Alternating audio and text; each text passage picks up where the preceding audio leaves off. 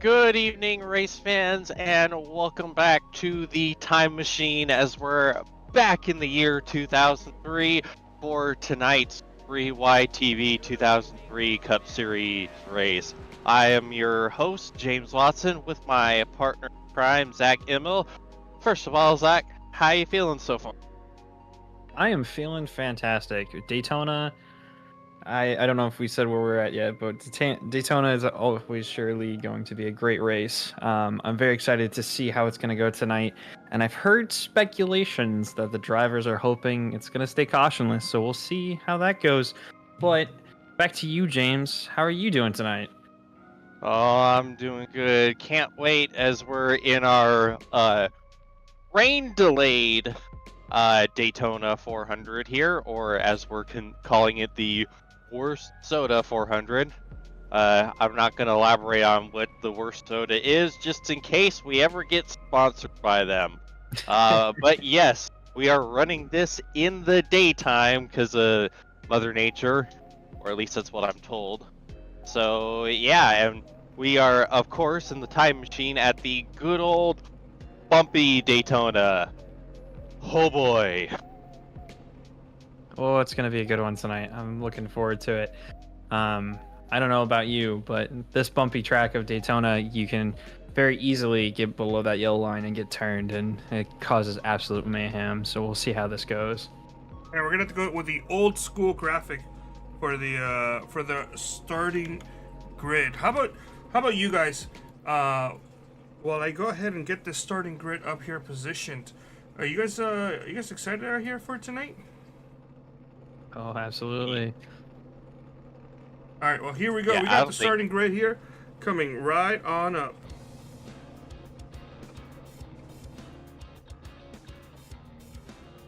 Alrighty, our pole sitter is Tommy Ryan in the 66 with Paul Mikolajczyk rounding out the front row. Tate Lytle, last week's winner, occupies third, and Ethan Stanley in fourth. Row 3 features Chris Wright and Michael Hosek. Aaron Smith and Gerald Campbell in row 4. Row 5 features Nick Massey in the 48 and David Westergreen in the 22, rounding out the top 10. Jesse Racimus in the 70 and Johnny Thomas in row 6.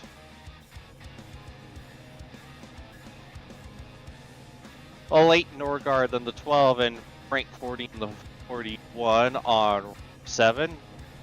Scott Crump in the 1 and Jonathan Cutlett the 5 in 15th and 16th. Tyler Fody and Gavin Higgins on row 9. Ryan Gable and Joey Bailey rounding out the top 20, and I will toss it over to Zach for the rest of tonight's starting grid. In 21st, we have JP Phillips, and 22nd, Justin Wadesworth. Right beside him in that 6th car. In 23rd, we have Jacob Adams, and then in 24th, we have Kyle Hansel. In 25th, we have Vincent Isabella in that 18 car, and then right beside him, we have Ryan Bergs in the 42. In 27, we have Cale Pocock in the 81. Starting next to him is David Phillips in this 3 car there. In 29th, we have William White in the 43, and then in 30th, rounding out your top 30, Dave Huckleberry in the 52. In 31, we have Mark Rebels in the 99 car there, and then in the 32nd position, Josh Clark. Paul I'm going to butcher this. Schmellenberg. Schmallenberg, thank you. I'm so sorry. In the 13 car there, and then 34th, we have Andrew Rucker. In the 35th spot, we have Chad Frankenfield. In the 15 and the 36, Harrison Allen. And that 8 car there. I believe we have one more page here. Yeah, we do. Sorry, it's a little buggy right now. No, it's okay. We have Chad Frankenfield in the 35th position in the 15 car there, and 36 Harrison Talon. Oh, sorry, that's the bottom part there. In 37th, we have Connor Thompson in the 30 car there, and the 38th, we have David Taylor in the 29. In 39th, we have Caleb Becumer in the 59, 40 Dale Gore, Taylor Pop Kendall Player, Noah Backwell, Ray Bracy, and Andrew Hardcastle round out your top, or your grid. Yep, there's our grid, and green means go. We're underway at Daytona. 400 miles of good old super speedway racing coming your way. Good start for the top 5, but we're already starting to see a little bit of separation here on the outside. Not a great start from the post 6 on back on that outside lane. Absolutely, it was a little tough start there for that. No replay, ignore that. That top lane. As we watch here, it's Tommy Ryan and Paul Mikolajczyk making that bottom group work, coming into the final few corners to end the first lap here. Yeah, Stanley doing a magnificent job pushing Paul, getting them all the way back up, almost side by side for the lead. First lap is going to be led by, oh, it was so close. I think it's Ryan. Tommy Ryan will hold on to the lead for lap 1. But, man, that is some fantastic bump drafting, Stanley. Like, to heck with throwing back to 2003, they're throwing back to 2011 with that type of tandem drafting. As we see, I think issues with Ethan Stanley. I think he's having connection issues. I think so. I think that was who we just watched disappear from our screens there. Oh no, I'm looking at the qual and it is bright red. Uh-oh. Oh, I think he's back now. Yep, nope, he's gone. He has throughputed. Oh my goodness. That is heartbreaking for Ethan Stanley. Absolutely. So we'll hopefully have to see if he gets back in here. But if we look back towards the front, Michael Hossack is your leader. Yeah, and all the chaos, Michael Hossack moving his 24 car up into the race lead. As we watch fall a little bit back there as the top line is making it work. As I believe. Yeah, looks like David Westergreen there out in front of this outside lane. As we hop on board with Paul Mikolajczyk here. Yeah, I see 22 pushing Gerald Campbell to the lead. So far in our few races that we broadcast these cars, Gerald Campbell has been looking incredible. We've seen him lead a good chunk of these races so far, not just last week, but the charity races for St. Jude last day. Obviously, Gerald didn't quite end up with the finish that he was hoping for, and I think we would have expected, especially with how dominant he was early on. But still a heck of a recovery from him, despite that damage from that incident coming to one of the yellow flags last week. Absolutely. I say Jared Campbell is kind of always a front runner here, as so is Tate Lytle. I'd say he's back up front. He's a little far back there, but he's always been up here. And right behind him is Jonathan Cutlev. So kind of a lot of our top runners are still with it here. Yeah, you already knew to never count out Tate Lytle, but after last week, you absolutely know, no matter what, to not count out Tate Lytle. Doesn't matter. That car was junked. It was fit for the scrap heap, and then all of a sudden, he was laps down, and then all of a sudden, he just comes out of nowhere and just gets Gavin Higgins at the line after an incredible battle in the last 2 laps. Absolutely. Go on, Zach. Oh, no, I was going to comment on Tate Lytle's recovery drive in that spare car they pulled out of the garage that evening. I don't know if we took it to race control to figure out what they did with it, but man, did they get that car up and running. No kidding. While we're talking here, it looks like we got a battle for the lead with Jared Campbell still up there fighting with it. I think that's Johnny Thompson as well fighting on that bottom line there. It is. Johnny Thomas pushed Westergreen Thomas. out to the front and then dropped down to the bottom, trying to see if he can get the lead. And it seems to have backfired a little bit as the inside lane is starting to lose some of that energy just a little bit. As Westergreen continues to lead the outside lane with Frank Fody right behind him. And you know, Zach, something we once again forgot to do. We forgot to do our picks. Ah, man, it's every race night we forget to do these. I feel like I'm going to go first tonight. I'm sorry to steal your thunder here, but I think I'm going to put my money on Paul Mikolajczyk. We haven't mentioned his name a lot on the broadcast, and his qualifying times seemed pretty promising from tonight. He is quite a ways back in the front grid here, but I think Paul Mikolajczyk could really do it here. Yeah, I think that is a fantastic pick. Me, I think I'm going to go ahead and go with the 31 car, Jared Campbell. Like I said, we've seen him run really well so far.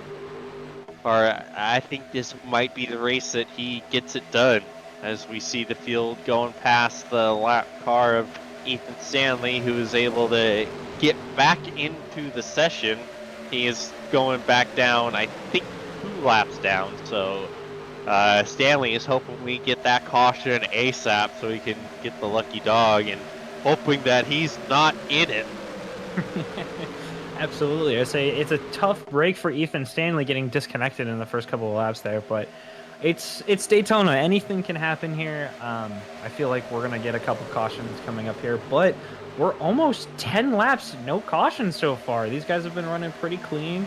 I'd say the top lines are still respective, as we still watch David Westergreen here being pushed by Frank Fody on that top line. It just seems to work for them tonight. Boy, that's the commentator's if I ever heard one. We'll see if this caution-free period lasts, but yep, Dave Westergreen continues to lead that outside lane. Cutlip leading the inside, trying to bring them up to the front. See, there's not much pushing force on that bottom lane there. Jonathan Cutlip is getting pushed by, looks like Johnny Thomas there, but it's just not enough. That top line is just kind of gotten into this groove, and they're keeping them out front. Yeah, and I can't say I'm surprised about that. The bottom lane here at Classic Daytona is very much not pleasant. It is, anyone driven Legacy Daytona knows this place is bumpy.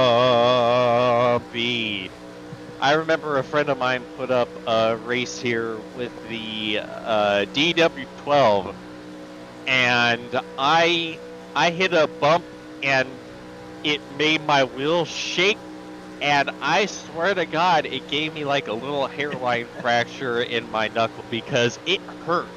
And this is only on a CSL Elite, mind you, so I don't want to know how bad it would have been if I was on a direct drive. So yeah, this track is uncomfortable, especially on that inside lane. So it's not surprising. Oh, we got a car turn! Oh no, up into the field! Oh, there it is! Oh, there's our first wreck of the night. Oh, and it's a big one. Guys, no caution. Oh my. There it is. Now we got the caution. Chaos abound. Oh man. My gosh. Oh, and there's Tate Lytle. Zach, I know we said this last week, but I don't think he's going to be coming back from that damage. Oh, man. We said that last week, and look who our race winner was with Tate Lytle. Oh, but tough break for him. Our race winner from last week just absolutely getting caught in that wreck there. Oh, my gosh. Yeah. Oh, my goodness gracious. Oh, boy. There it is. It happened. Yep. We made it 3 laps after Zach said that, so as far as commentators' curses go, pretty good length of time, but yeah, as we're getting the replay here. Oh, it looks like just mass chaos, and looks like the 29 involved. 42, Ryan Borges, I don't think he got much damage, if any, right there. One of the lucky ones to get away with that. Yeah, I think him and William White kind of saw it kind of happening right in front of them, and they both just decided to dip out of the way here as we watch these cars kind of come down pit lane here. And, So I think Michael Hossack might have caught a bump trap wrong. It just shot the 24 into the grass, and at that point, he's just a passenger. There's very little you could do. Yeah, from like Tate Lytle just gave him a bit of an aggressive bump right back up into him. Nick Massey is absolutely demolished. Given the tally to the floor, can we rewatch that from the beginning? I want to get a little bit of a better look on that. Oh, okay, yep, all right, I see. Yeah, looking at this angle. Yeah. So the initial angle, it looked like a bad bump trap, but this angle, you see what happened, and it looks like Hossack kind of came down on Lytle at the last moment. Yeah. Yeah. Yep, I agree with that call. Yep. And then he just 24. Comes up Yeah. Tate. Oh. Yeah, Nick Massey, 25, also got absolutely demolished. I think I saw the 17 in there as well. This is going to be a heck of a view. Oh no! Adams. Harrison Talon. Yeah. And Rucker. Oh, Rucker almost had it miss. He got clipped, spun. Little bit of side damage there. I think he hit the 29. But I think not that bad considering on board with Kendall Player. Oh, walks it up, trying to avoid, spins it around, clips the 69 and Daniel Gore. They both ended up in it. Let's see. Oh, Daniel, he had it missed, but then just clipped by Player. But I think Daniel might be okay. Tyler Pop, new member to the series. Oh, had it. Did he avoid it? Wow, I think he did. Oh. Look at that. That is some fantastic wreck avoidance, Tyler Pop. Very good job there. Guys, to note, everyone did go down Pear Road. Most of them with about 6-second pit stops, so probably just gas, only a couple right sides, and the rest are pretty much 4 tires and or repairing damage. All right, 10-4, and are we 1 to green now? We are 1 to green. Okay, I see Nick Massey waiting in the infield care center, but I don't think we're gonna have enough time. We'll get to him about a lap or so after we go green. Okay. We got a couple drivers to go through. Yeah, there's Wow. Yeah, Chris Wright. We saw him get absolutely nuked. Our 3rd place finisher. Unfortunately, I'm fairly certain he is probably done for the day on that one. Yeah, after that big wreck there, I think we're gonna have a couple people out. I'm gonna be curious to see. I think Tate Lytle is back up and running already. Believe it or not, here. He is. He is, but there is still no front bumper on that 56 car. So, we'll see on that. Also, one more thing to go back to. I believe Ethan Stanley had more connection issues, like right before that big wreck happened. He is now a further 5 laps down.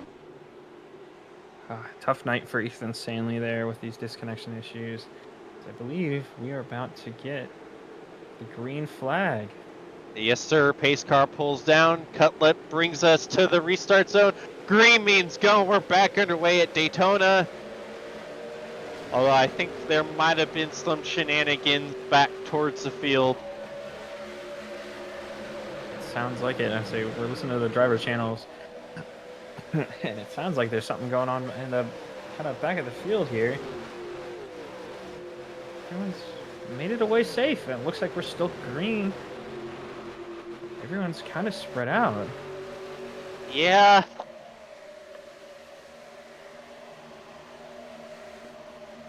Yeah, we definitely got a lot of spread out racing right now. Absolutely. See, 35 on the inside. Gavin Hibbs right behind him. Let's see, he's just kind of all alone there. It's just him and Gavin Hibbs trying to make this bottom line work here, but the top line is just running away with it. With Jonathan Cutlip at the front, with David Westergreen behind him, and Jared Campbell, your top three.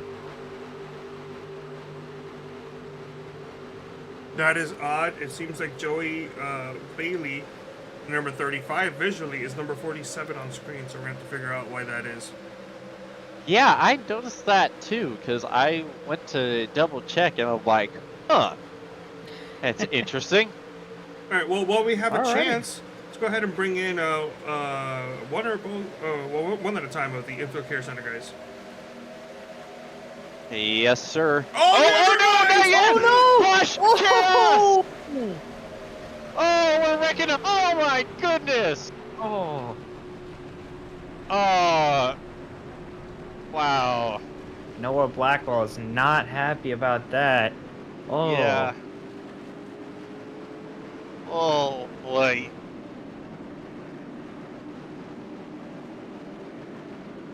Man. Unfortunately, our drivers in the care center are gonna have to wait a little bit longer for their. So, we got some more stuff to unpack here. Oh, wow.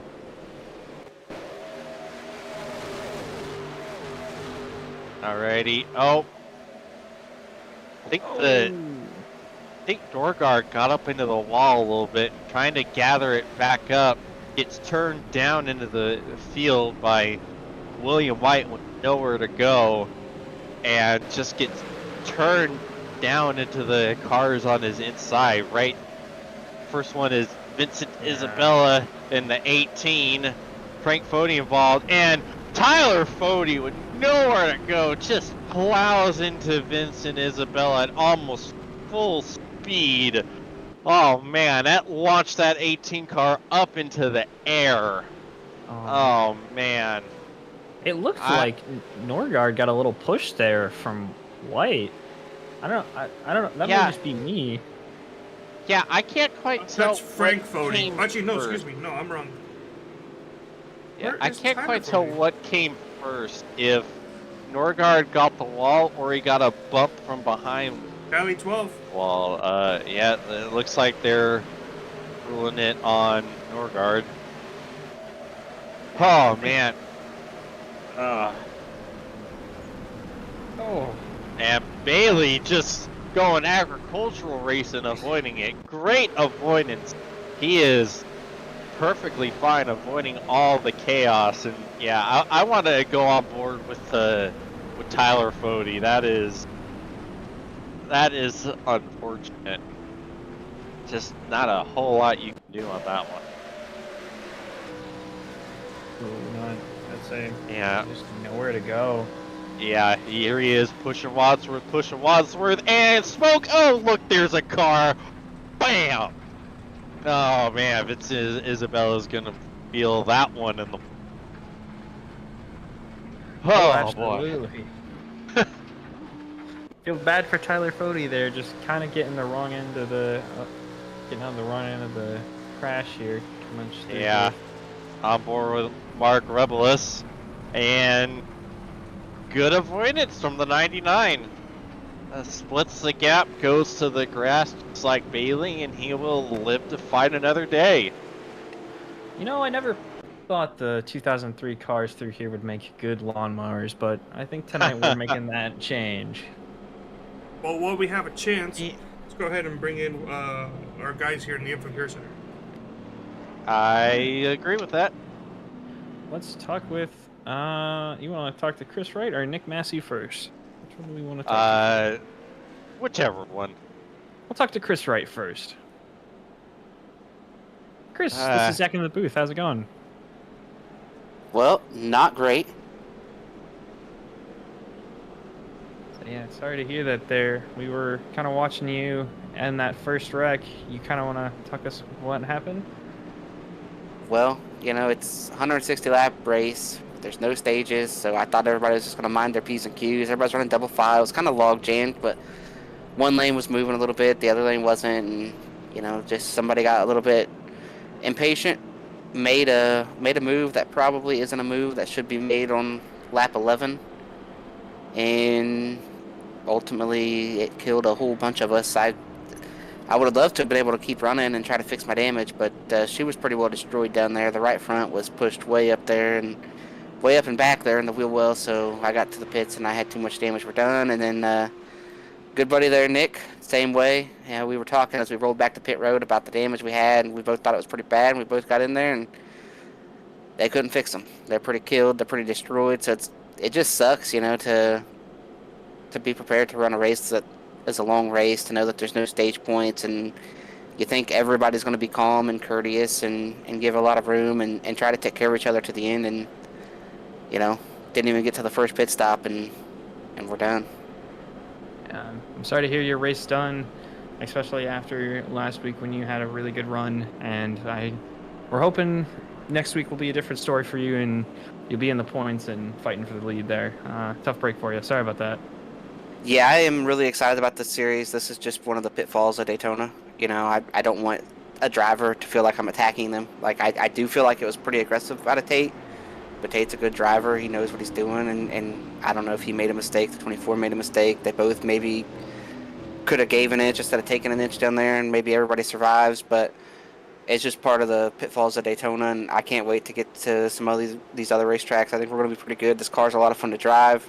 I'm excited about the series. I think we're going to have a shot at a lot of wins and running up front a lot, and, you know, this is just a small bump on the road to hopefully having a shot to win that championship here at the end of the season. And I want to give a shout out to all the sponsors as well. Blue Egg Marketing. Obviously, they only got to run 11 laps tonight. That sucks. Bojo didn't even make the race, which is very unfortunate. You know, so Ray, you know, was already watching, so his night went worse than mine, and that's unfortunate. But he designed a great looking paint scheme. It looked great for the 11 laps that it was out there, and can't wait to get back out there and kind of redeem ourselves after this race tonight. Absolutely. Oh no, I hate to cut this off, but we're back under caution already. Gerald Campbell spun to the infield, and I think he'll keep it out of the wall. Wow. That is lucky as heck for Gerald Campbell. Sorry to cut you off there, Chris. Well, it's nice to see they haven't calmed down at all. Yeah. I'd be real disappointed if they calmed down and ran single file for like 100 laps after, you know, a bunch of us got taken out. So it's nice to see that everybody's heads are still a little bit crooked out there. So hopefully it's a good show for you guys, and we appreciate you guys for what you're doing here tonight. I've worked with Carlos a little bit, and James and Zach. You guys seem to be doing a great job. So I guess I'll be a fan tonight and root for one of my teammates out there, one of those Lake Norman guys or Jake Adams. But I'll let you guys get Nick up here and talk to Nick. I'm sure Nick will have plenty to say about those 11 laps. We were just talking about it before you brought me up here. So good luck to you guys tonight, and hopefully it's a great finish. Absolutely, and I say good luck next week as well. Thank you so much, Chris. Alright, real quick before we bring Nick Massey up, that Tally is going to be going on the 22. Tried to tuck behind Gerald Campbell, was just misjudged it a little bit, and sent the 31 careening to the infield. But Gerald Campbell able to keep it out of the wall, so no damage on that 31. So he a massive loss of track position, but he is still good to fight another day in that 31 car. Absolutely, I say that's a good thing for Jared Campbell. He caught a lucky break there. I mean, last week he wasn't so lucky running up front and getting just caught up in so many of those cautions. So I'm glad to hear that from him. Also, big thanks to Chris Wright for talking with us in the booth after his night was done. It was nice talking to him. Sounds like his spirits are high from what happened as we watched Jonathan Cudlip miss his pit stall. Well, if there's ever a time to do that, it's you're one of the only cars on pit road, so not really gonna lose anything there, from Jonathan Cutlip, and now he knows you need to work on the braking marker box. But why we got him up? Quickly bring up Nick Mass. Been waiting quite a while for his unfortunate view. Nick Massey, James, in the booth. You got a copy? Yes, sir. Well, unfortunately, your and Sheba's race has been cut pretty short here. We saw you. You got absolutely nuked on that one. Take us to your point of view. Yeah, I didn't really see much going on until we got into turn 3 and saw the 24 down in the grass real quick, and then all of a sudden I was firewall deep under Tate. I think it was the 56 car. So not a whole lot, honestly. It all happened so quick. Yeah, that was a massive accident. You and Chris absolutely just demolished. Like, I saw you guys pulling down the pit road, and you had so much damage that thing was leaning over like you were a dirt late model going corner. How damaged was it on your end? It was still drivable back to the pits at least, but yeah, I have not wrecked this car that bad where it says too much damage, we're done. It didn't get a chance to fix it, so that's a first. Hopefully we're done with that for the season. You know, had good speed last week at Auto Club and got wrecked, and then I thought we were gonna have a shot tonight too. Kind of just taking our time and learning a little bit. I haven't driven this thing on a super speedway yet, and just kind of wound up in one of those super speedway wrecks. So hopefully we can turn the season around, but I think the speed's there, so just need some luck to go our way. Yeah, and unfortunate start to this race for pretty much a good chunk of everyone in South Shore, but hopefully you guys can turn the luck around. Still got old East Blue up here leading the race despite his tally. So yeah, hopefully still get something for you guys. Yeah, I got some teammates going up there. See D West up there in the leads. Hopefully he's got a shot. It would have been nice to give put Sheba up there, put it out there in the wind up front, but only got a chance in next gen to do that a couple times here. So I was hoping to do that tonight, but not not the case. But hopefully somebody from South Shore here can bring it home for us. Yeah, real quick, any sponsor plugs, shout outs you want to give before we go back green? Yeah, shout out to Bite Size Sports and Dweeb and Ray Bracey for putting the car together, and got 2 good paint schemes this year and maybe a third one coming. So looking forward to the rest of the season. This car's been a lot of fun to drive. Alrighty, well, unfortunate at early end of the night, Nick, but hopefully we're talking to you again next week in a little better circumstance. Yeah, hopefully not coming out of the care center next time. Hopefully we'll be in the victory lane post race, but we'll see. But have a good race, guys. Sounds like it'd be pretty busy. Oh, absolutely, and cheers, Nick. Nick Massey in the 48, unfortunately, early night for the beautiful Tiba Shemu car. As we see the pace car getting ready to make that hard left-hand turn on the pit road. David Westergreen will lead us to the restart zone. Green means go, we're back underway at Daytona. A little bit better of a restart for everyone. Maybe. Still somewhat not happy, but I don't think anyone's been sent spinning this time around, so I think we're in better shape. Absolutely. I'd say good start from the leader there, David Westergreen, and Tommy Ryan behind him. Looks like they're going to create that top line again, and it's just working all night long. As we're watching the bottom line be made here, Scott Crump is pushing a lapped car up to the front. Yeah, Ethan Scott. Stanley. Yeah, Scott.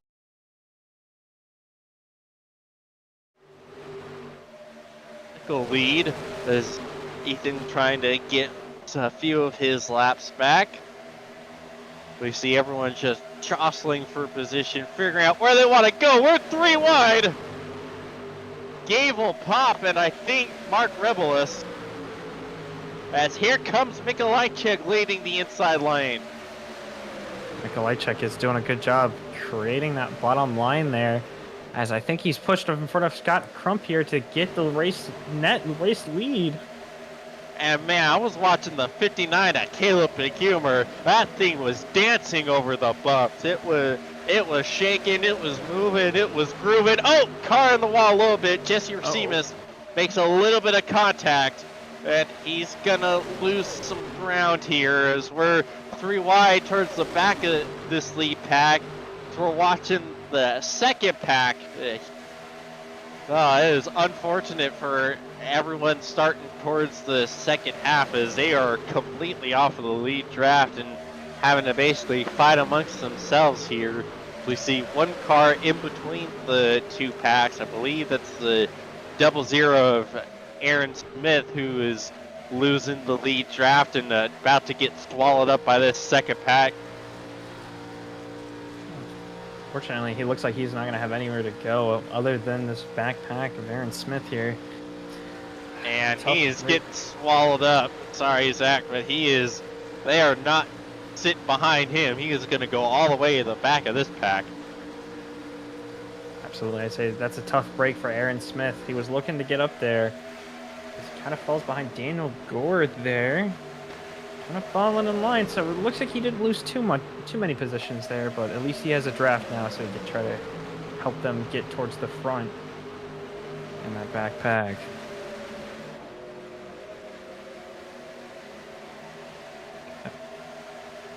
Back to the front here. Ethan Stanley doing a good job of keeping that car up front in front of Scott Crump.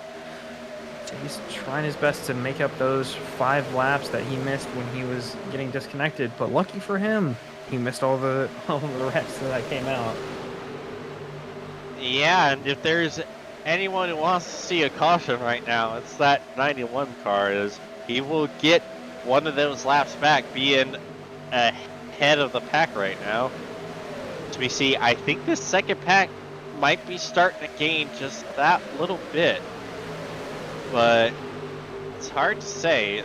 They're doing a pretty good job of starting to get settled down a little bit. If they can single file out, have a lot more momentum, I think they can start to run down this lead pack a little bit.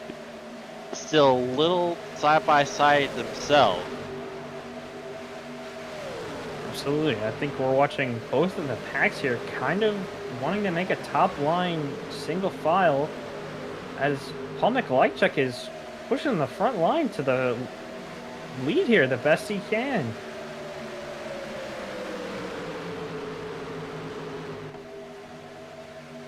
Yeah, the inside line, they are rebuilding that momentum, and they are inching close to the top line. It seems like everyone's kind of struggling trying to make that bottom line work. It just seems to fall out every single time they come down the straightaways here. So kind of watch it fall a little bit farther back. Paul Mikolajczyk is still pushing it up. Get a little bump draft to get towards the lead here.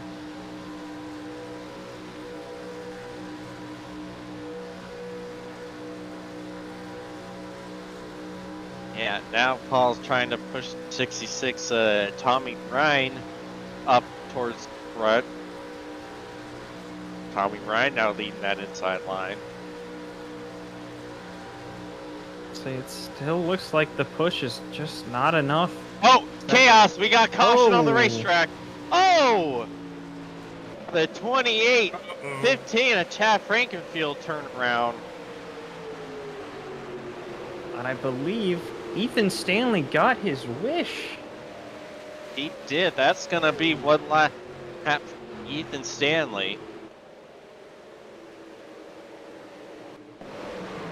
And Tyler Fody looks like is going to get the lucky dog. So the 40 car going to be... Or, actually, I don't know, because he just dropped down another lap. So, I don't know who's going to get the lucky dog now, actually. Oh, did chat bump him? I think he did. At least on initial view, that's what it looked like. Oh yeah. Yep. Yeah. Yeah, it looks like there was a bit of a checkup in front, and doesn't look like Chad was able to get on the binders in enough time and set the 28 around. Doesn't look like a whole lot of damage for Frankenfield. Decent amount of damage for the 28 though. Oh, that More is more damage than to a decent Dave. amount of damage. That is significant contact. Dave Huckleberry nowhere to go. Just suddenly the 28 just landing in his lap. Oh, and more damage for the 29. David Trailer. Oh, that's a net for Huck. Unfortunate for Huckleberry there. I think he's been involved in an incident every single race, including in the charity races that we had earlier. Poor Dave, man. Can't catch a break. So not, but I think it's not too bad of damage. He'll probably still be in this here, but may go towards the back of the pack here and have to fight his way back up. 4 drivers stayed out. The top 4 currently have stayed out. Big news. All right. Yeah, seeing strategy calls there. That's, let's say, Scott Crump, David Westergreen, and Tommy Ryan and Jesse Racimes are our top 4 here, and they all elected to stay out. I wonder if they pit underneath that last caution and they believe that they have enough gas and tire life to be able to make it through, as we watched a tally on the 15 car come through. That's a fair one. Yeah, not a whole lot to argue that one. Absolutely. Sounds kind of a cut and dry case there.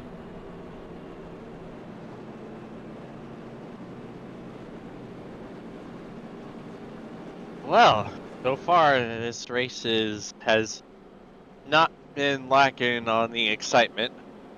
Absolutely not. I'd say I was reading some of the drivers' chats for today's race, and a lot of them were hoping it was going to go free. And it looks like Daytona has struck once again on its, I'd say, caution fest of what Daytona is, especially on the Legacy, with how bumpy and how much the track ebbs and flows. Yep. 1 to green. To green here.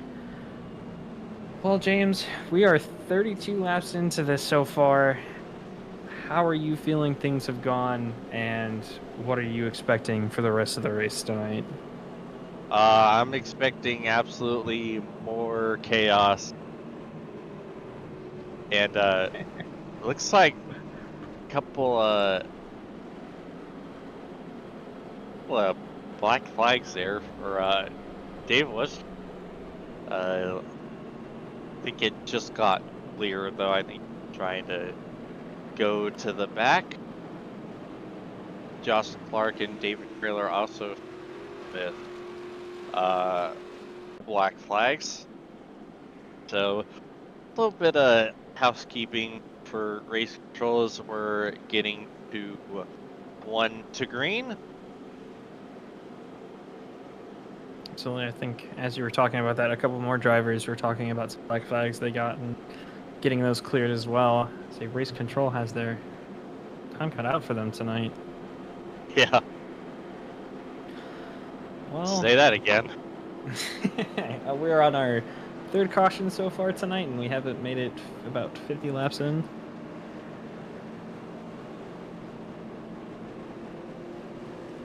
You see Ethan Stanley once again there on the side, trying to see if he can get himself another lap back.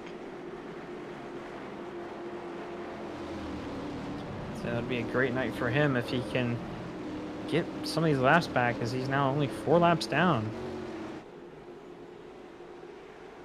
Pace car getting ready to make that hard left-hand turn on the pit road. Kyle Hanshaw leads us to the restart zone. And green means going. We're back underway at Daytona. The greatest of starts there for, looks like Kendall Player there in third. Already a pretty big gap from him to the top two. Yeah, I'd say it looks like Kyle Hansel and Jonathan Thomas there got a really good start. But Kendall Player made a dip down to the bottom. I think he's going to try to push this bottom line here up to the front. Yeah, he jumped out and lucked out with Scott Krupp jumping down to go with him. And those two and Tommy Ryan, huge head of steam, and they will pull the lead of the race. And here comes Krupp jumping to the outside of the 94. Scott Krupp gonna take the lead. I think he just left Kendall Player there to dry as he falls a little bit back there to 4th position. Behind Gerald Campbell there. Sorry about that. Yeah, you're right. Yeah, you're right about that. Scott jumped down, gave Kendall the push, and then left him. You could say Kendall Player got Kendall played on that one. Absolutely. Wow, that's the highest score I've ever got for any of my jokes. I am absolutely thrilled with that.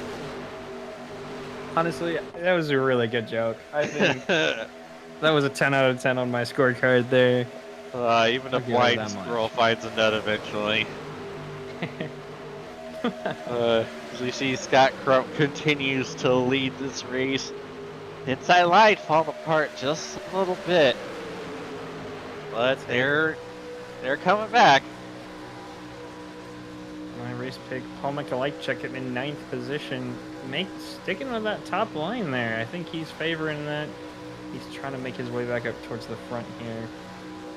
The bottom line all night has just kind of not been working. It works at points here as we watch Kendall Player start making that push back to the front. I think he wants to try to contest Scott Crump. I think you're right, but they're starting to lose numbers there. That inside line is starting to shrink ever so slightly. I say we've watched so many people get to that bottom line. Oh, we're 3 wide. Oh. For the lead. Oh, Scott Krupp getting absolutely left out to dry. Kyle Hanshaw jumped to the inside and everyone followed him. Johnny Thomas, Gerald Campbell, Jesse Racimus. Yeah, poor Scott Krupp. Hanshaw had his teammate Johnny Thomas behind him. You knew he was going to follow. Oh, absolutely. I'd say they're putting it 1-2 in the lead for the lead here, pushing each other on that top line. And Scott Crump has made his way back a little bit there as we're still 3 wide towards the back of this group here. Oh, no. Oh, boy. They're keeping it. I think we're going to get this line all the way for a lap here. Let's watch Scott Crump make it another 3 wide, a little bit ahead there. I think we're going to have 3 full lines. Just about. Oh, there's a little bit of contact. Oh, Pick Humor and Player wide is Kendall Player bring it down to pit road. Oh no, and he's sideways. Hang on to it. He will save it. Wow. What a pit road entry for the 94. Oh, it missed his blocks too. Oh man, that. I don't know why, but on lap 38, last lap, he did get a black flag. I don't know if race control can type in on the chat as to why he got the black flag. I'll shoot them a message. But hopefully we get that information out here soon. Oh, I thought it was green flag racing there. But hold off on that. We're still 3 wide here. Oh, Gerald Campbell all by himself on that third line. He got left out to dry. Say that's the kind of story for tonight, whether it's on the top line, middle line, or the bottom line here. You don't have anybody pushing you. You're just going to be left out to dry and fall a little bit back as we watch Jared Campbell get ever so slightly from the lead there.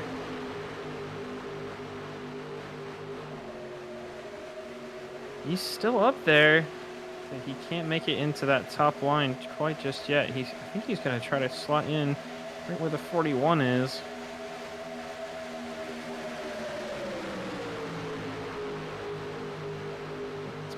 Paul Mikulajczyk making a push to the lead as well in that bottom line. Yeah, he's getting a great push. 70, Jesse Racimus got Krupp and Pecumer to the inside. There we go.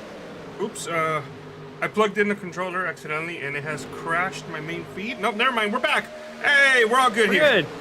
Good. Hey. All right. No harm, Things no that foul. shouldn't- We see Mikulajczyk. But sorry to interrupt you there, Carlos, but Paul Mikulajczyk getting shoved to the race lead. We got full two lines here going at it. Absolutely. I think the bottom line has enough push here as Paul Mikulajczyk is going to try to get in front of Kyle Hansall here. I think he's going to be able to do it. Ooh, oh, a little bit of the cars in the wall. Rucker making a bit of contact coming out of turn 4. And I don't know if Kyle Hanshaw got it, but he sure came close. Yeah, I don't think he did. I think it was just John Thomas behind him and Ethan Stanley getting a little bit of a wall coming through there. Yeah, I all I saw was smoke. I don't know where it was coming from. All I know is it made me scared. We see the 94 back up on the racetrack after serving his black flag. We see Tyler Fody having his issues still with all that damage from that earlier incident. Just trundling down on the apron. And it looks like Kendall Player here is going to get in front of the leaders as Paul Mikulajczyk takes on the outside here, and I think he's just going to get left out to dry and fall further back in the pack here. I think go 2 laps down. Yeah, and this is the last thing you want to see if you're Ethan Stanley. Don't need another car laps down, but less laps down than you, that you're trying to have to battle for free pass it. Speaking of Ethan Stanley there, he just made a move to the bottom. I think he's going to try to make a push to get in front of Paul Mikulajczyk here to get another lap down. That he is, and once again getting a great push from Jesse Racimus. 70 is doing a magnificent job of pushing there, the second car on the inside lane. Like I say, Jesse Racimus looks to be taking on that support role tonight as Paul Mikulajczyk blocks Ethan Stanley from getting in front of him there. As Kyle Hansall is still favoring that top line there. Yeah, Mikulajczyk jumping down in front of his Racecraft Academy teammate, the 91. Now getting a big push from that said teammate. Say, he may be able to make it big enough. Make the bottom line a little bit bigger here.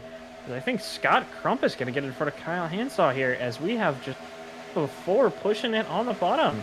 Yeah. Oh, right footy. Oh, he goes down into the 18. Oh, and we're staying green. Oh my goodness, we're staying green. Oh man, huge chaos, but we're staying green here.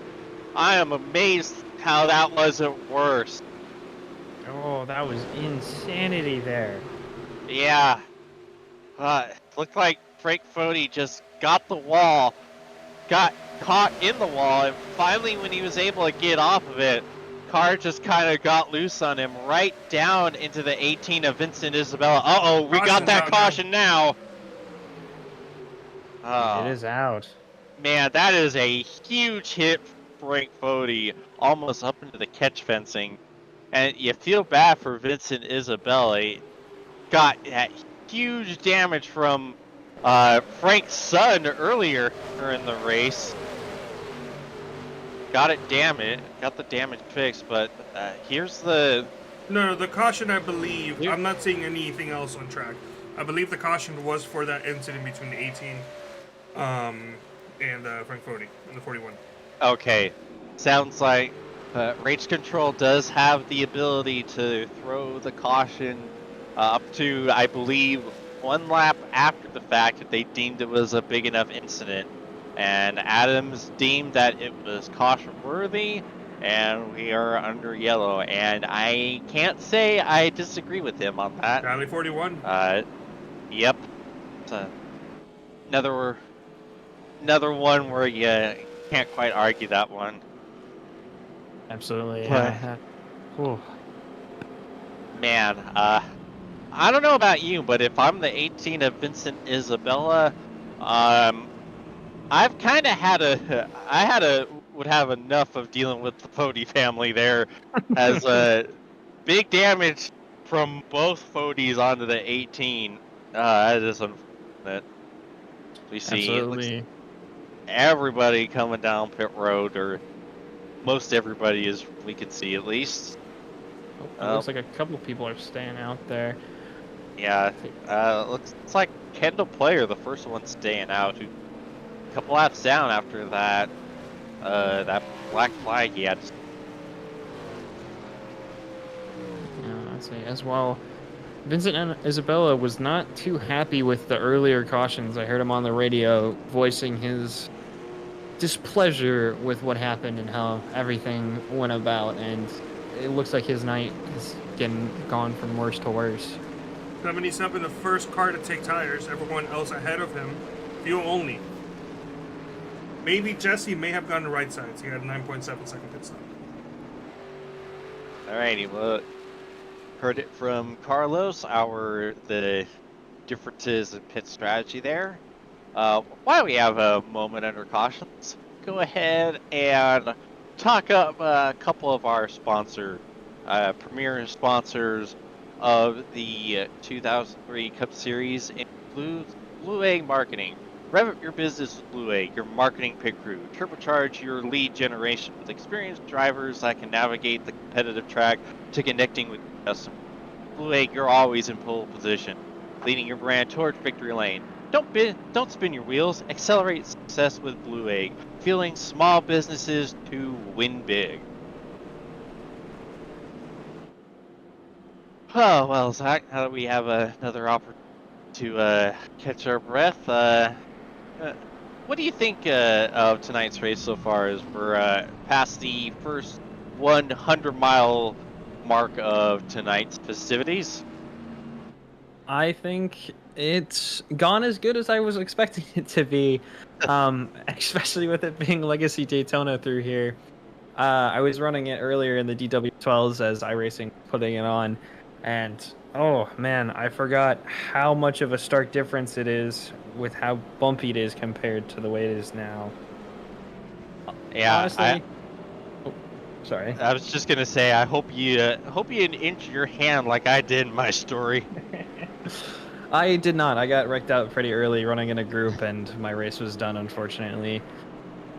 But honestly, I think tonight is going pretty well for what Daytona can be. So I want to see, James, how are your thoughts on how tonight has gone and is continuing to go from the way it seemed? It's going a little better in my eyes, in the sense that I was worried about how raceable it would be, because as we've mentioned many times, the bumpiness of this track, it's not the easiest to race at. So I was worried if this 2003 Cup Series race turned into like a 2015 era Cup Series race where it's just everyone running the top in one big file line. Really gotten a real good mix of everyone being able to get the inside lane working, and a lot of side-by-side multi-line racing. So in that sense, it's going a lot better than what I was expecting. Calamities notwithstanding. I feel like whenever you come to Daytona, you have to expect a little bit of calamity. I don't remember ever Yeah. seeing a race go cautionless, whether it be in iRacing or in the Cup Series. Like I said, I know some of those 2015 era races weren't as top down exciting. See the pace car getting ready to make that hard left-hand turn on the pit road. Mark Rebelis leads us to the restart zone. Green means go, and we're back underway at Daytona. Mark didn't have that good of a restart there as we watched the top 5 kind of bunch up a little bit, and I think that's going to let Ethan Stanley maybe get ahead. Yeah, so you noticed that too. It was not the jump we were expecting from the race leader. Thankfully, no shenanigans towards the back this time around. Oh, and Mark is gonna get left out. We see Adams jump down as we see Crump jump down to the inside of him. Sounds like a good jump for Scott Crump and Jonathan Cutliff there.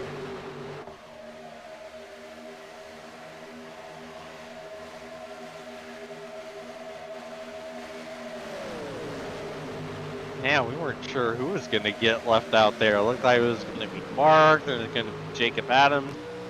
Now we're all just one big happy line. I'd say, but I think that bottom line is starting to form again as we just watch Paul Mikolajczyk make that bottom run there. Looks like he's going to try to join the push here with Ethan Stanley making up that bottom line again. Yeah, right when you said it, just had a mass exodus down to the inside. A bunch of cars jumping down. And I think we're a little 3 wide back towards this main group here, it looks like.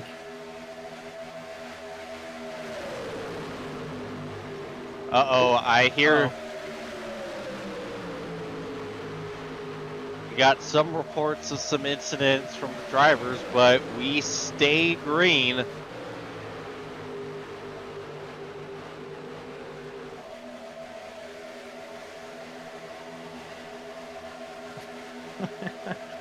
I'd say there's some little playful banter here going on between the drivers as they're discussing what's going on here. Sounds like Tate Lytle's not having a great time.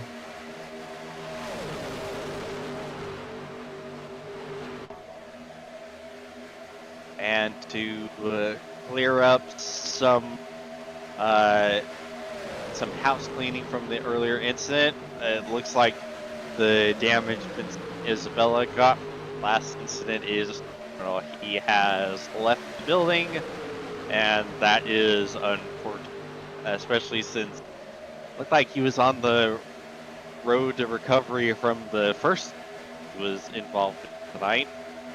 So once again, another South car loaded back up onto the trailer. Totally. I'll say those guys have not been having a good night tonight. Unfortunate for those guys. Really got to feel for them here.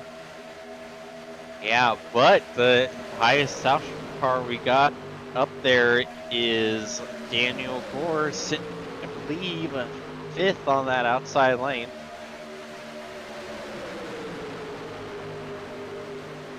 Yeah, I'd say as well, Ethan Stanley's kind of in the lead of that top line there, right behind Jesse. And it looks like Jonathan Cutler and Scott Crump is making that bottom line lead there as well. Jesse Racines seems to be pushing Ethan Stanley here.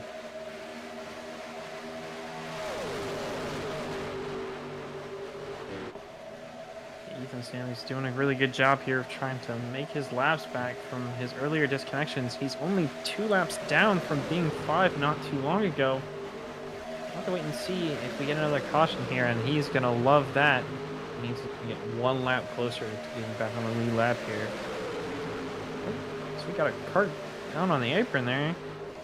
You know, it was a car from earlier that was coming out of the pit lanes.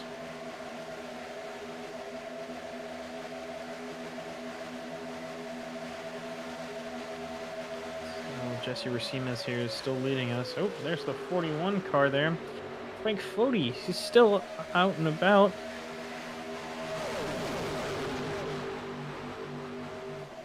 Yeah, he's still plugging along, hoping for another caution to get some more of that damage fixed. Yeah, I'd say a lot of drivers here are hoping for that caution, but hoping it's not them.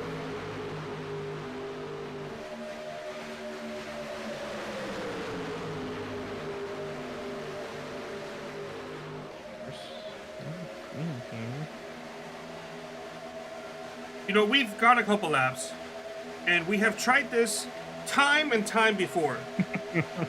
And every time we've tried it has resulted in an immediate caution. I'm hoping the third time is the charm. This is race number 2, but it did happen on the charity race. How about we bring the noise? How does that feel? Yeah, do it. Crank it up to 12. Let's go. Alrighty.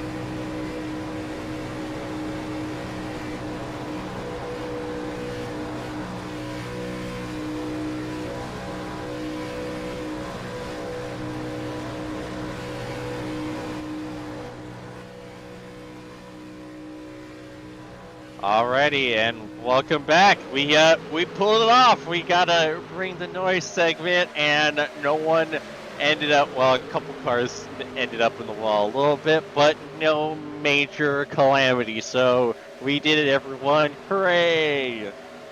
Finally, after trying it in the 2 charity races and last week, and every time we would start to say it. 20 years of trying, 20 years of frustration. The Elite Broadcasting Network will bring it down to complete a Bring the Noise segment. Finally, after trying so many nights, as we watched somebody else get into the wall. Yep. I couldn't even tell who it was. And oh man, Justin Wadsworth continuing to flirt with that wall. He got super close to it there through the trial wall. Oh, and he wiggled a little bit. Ooh, he's flirting with that wall there on the top side. But I want to say, this top line here has just made it work through these corners and have made a significant push to the lead here. I think that's 5 cars, 6 cars now ahead of that bottom line there, as the front leaders are passing Frank Foti. Yeah, this is what I was talking about earlier. That's what I was a little bit worried that the outside line might end up being a little too OP here. See, on board with our race leader, Jesse Racines, who has Ethan Stanley in front of him. And we know that Ethan Stanley is absolutely hoping for a caution right now. Absolutely. As we watch the bottom line here, I think they're making a little bit of a push. Some cars are still looking around in the background of that bottom line there. But I'd say Ethan Stanley's been doing a really good job making sure his car's out front and keeping it on that, trying to get back on that lead lap.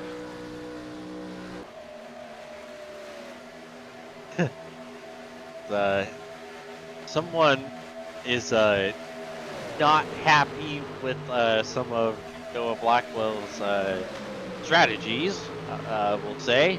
So we see Jonathan Cutlip jumping down to lead that inside line, and he's going to take the lead past Racines. So is he going to keep the push through on the bottom line there? I don't think so. It's still pretty even here with Jonathan Cutlip on the bottom line there, and then Ethan Stanley and Jesse Racines as Jesse Racines pushes ahead. Oh, It's going to be close. I think the top line just has it there, and the bottom line is again just going to fall a little farther back. yeah, Wadsworth getting real aggressive on the shoves of 5-car Jonathan Cutlip, and it put the 5-car a little bit sideways, so they had to check up just a little bit to get Cutlip to gather it up. And as we say that, Wadsworth back right on the rear of that 5-car. So we see a little bit of lap traffic up. That's going to make things pretty interesting, for lack of a better word. Oh! Look at the movements of the cars in the bottom. I know, right, Carlos? These things, they're bumping, they're jumping. Oh, they're bucking Broncos. I'm going to go full John Forrest and saying they're jumping, bumping. I don't know where I am. What are we talking about? Oh, boy, howdy. Wadsworth is really wanting this bottom line here to just move forward as they're catching William White there. You're right, James. This is going to make things just a little bit more interesting. See how Jonathan Cutlip, as he makes a little bit dive up closer, pushing the top line. Oh. Yeah, they're trying to get by William White. Oh, my Lord.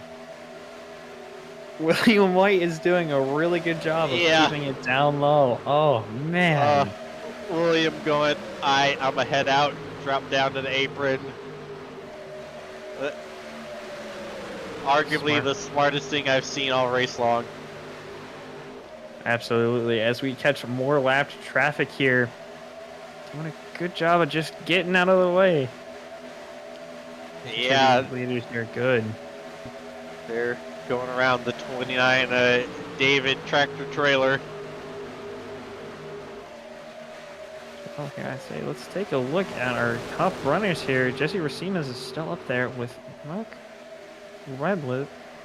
Redlis up front as well. And Daniel Gore has made a good run tonight and has made his way back up. I think, wasn't he involved in a couple incidences earlier today? Yeah, I do believe you're right. So the repairs on the 40 Tyler Fody coming along. He has a front bumper now again. Sounds like progress is being made for Tyler Fody here, which is good to hear. I'm curious to see where Tate Lytle is after that huge wreck he had earlier tonight. Pretty sure he's still running. He is 29th, about a mile off of the lead pack. But it looks like we may not have the great run he had last week to win. But as well, Ethan Stanley. I feel like we've said his name a lot tonight. That we have. Currently in 35th. He's leading the whole pack. He's been running up front a lot, even though unfortunately for him, he's not actually up front. Once again, Ethan Stanley is praying for another yellow. He is only 2 laps down, though. Yeah, so if he gets that last yellow, that he'll be 1 lap down, and suddenly the race becomes a lot easier. It's a lot easier when you're 1 lap down, but 2 laps down feels almost hopeless as we see Revelis jumping down to lead that inside line in front of Rucker. I say it looks like Jesse Racimas just got left to dry for a second there. And speaking of left, all of a sudden, we're in 2 packs again. I don't know what happened, but that is a huge gap in between the 2 packs. That wasn't there just a few laps ago. Absolutely, I'd say as well here. I think the top line in this first pack here is getting a little wide as we watch the 17 cut off of Andrew Rucker. Ooh, that was close. Yeah, he just had enough room to pull that off. Oh, it's a good job to keep it there. As the top line, once again, is the more favored line here. I think we're going to get single file here in a second. We don't get anyone else coming down to the bottom line there. Yeah, that move Mark Revelis made, not working out that well as he's falling to the back of this lead pack. Rucker made a little... Oh, okay, that's why he made that move. Never mind that he is bringing it onto pit road. Mark did stay out on that last caution. So, obviously, not having the same amount of fuel as everyone else did. I think we are having a little bit of... I think I heard some shenanigans going on from driver chat. Yeah, I'd say I heard that too. I'm not quite sure what was going on there. It sounds like somebody made a great save. But I'm interested to see if we're going to stay green long enough here to get some more green flag pit stops. Ooh, his Jared Campbell makes a little wiggle on that top line. Oh, and speaking of a wiggle for the 5, a cut lip.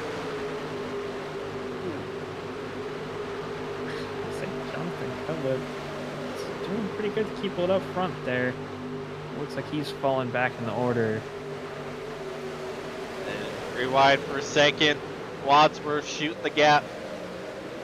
Oh, Wadsworth is doing a good job keeping it there, as well as Daniel Gore and Johnny Thomas as well. Oh, there it is! Chaos! Mass chaos! Big wreck in that second pack. And I think that's Frank Foti in it again. And Ethan Stanley is in front. His prayers have been answered. Oh boy. Ooh. Well, I will take my words right back there. I don't think we're gonna get any green flag pit stops here. So what happened? Oh, chaos in the back. I think Norgard caught a bad bump, which set him up. See, it looks like it got a little loose. It's like damage for our pole sitter, Tommy Ryan, in the 66. Frank Foti got spun around, but I don't think he got that much extra damage. Yeah. Oh! Someone came down. I think it was the 81 of Pocock. I think he came down into the 12 and hooked him up to the outside. I believe so. Come from the 30 right there. No, it was not Cale Pocock's fault. He got a bad bump himself, which put him down into the 12.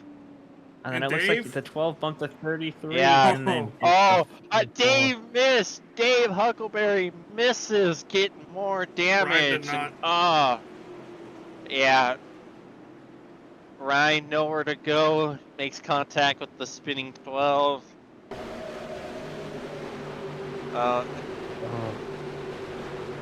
Cale Pocock trying to save that 81 car. Yeah, Cale was an innocent bystander. My apologies.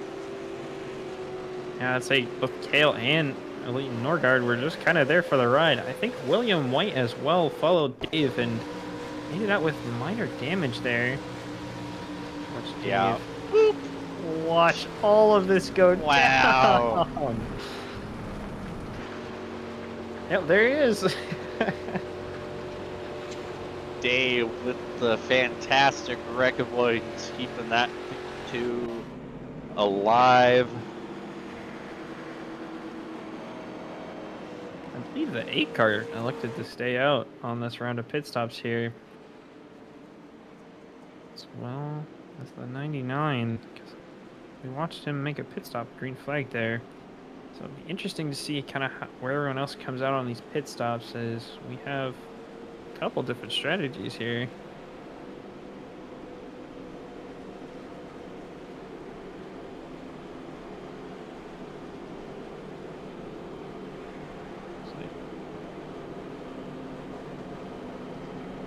I believe everyone else kind of went down to pit lane here to get some tires and maybe some fuel. Daniel Gore looks like to be the winner off of pit road, as he's up towards the front here. Yeah, and like you mentioned a minute ago, this worked out great for Mark Rebelis. Tally for the 30. He just pitted, and he's going to be our race leader. And yeah, as Carlos said, tally for the 30.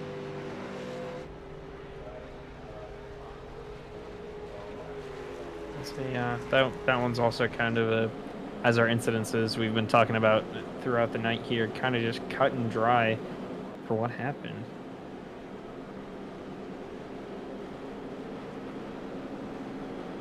So we are 1 to green here, and we'll see how this restart goes. I know Mark Riblis, is that how you say it? I'm sorry if I'm Mark making Rebilis. Okay. Rebilis. I could have sworn I heard it as Rebelis on some of the broadcasts last season, but I am wrong, which is we're well aware is frequently. Well, you did have a great race pick on one of our charity races, so I don't know that. Speaking of which, I feel like we should talk about our race picks tonight and kind of go over how they've been doing so far tonight. Yeah, it's been real up and down for Gerald Campbell. We saw him up front, then he got spun, then he was up front, then he got left out to dry, and it looks like he's, I think, just outside the top 10 right now. Yep, just outside, and P11. So he's still up there. I feel like he has a good shot for the lead here, but Paul McCumer here is having a good night. He's been up front kind of in this fight, but I don't think he had a good pit rotation here on this last caution. I think he's also outside of the top 10. I'm having a hard time trying to figure out where he landed. Looks like he's 18th. I know he was deep in that second pack right when that caution happened, so gained some track position back, but not quite. Yeah, I'd say as we are coming to the green flag here, so we're gonna watch the pace car make a hard left-handed turn. Yeah, and the 8 car will lead us down into the restart zone, and green means go. We're back on our way at Daytona.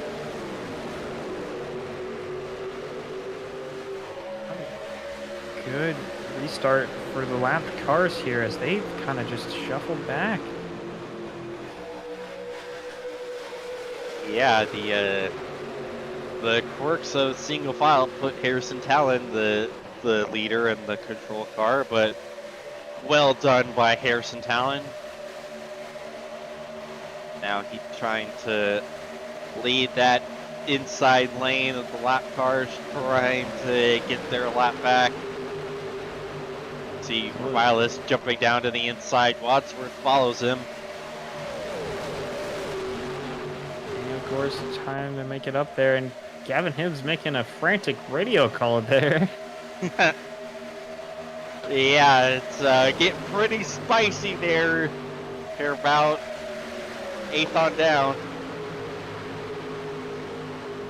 I'd say we haven't seen much of him tonight. Normally, he's kind of one of these front runners. It's kind of interesting to see for tonight.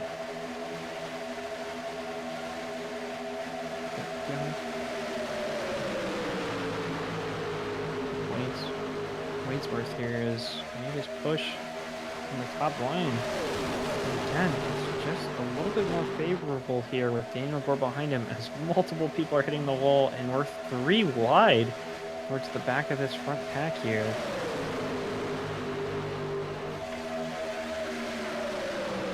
Yeah, it's so tough when you get a lot of cars up by the wall because there's this weird netcode glitch that I'm sure a lot of people are familiar with, where it seems like the cars hit the wall, but they're not. And so we just have to figure out, although I'm fairly certain Gerald Campbell did hit the wall there, exited turn 2. He wiggled like he did. I'd say it definitely. Oh, and they're in the wall! Oh, we got cars spinning. Oh, there it is. Oh, and it's another big one. Oh, I see Team Westergreen in it. Hosek.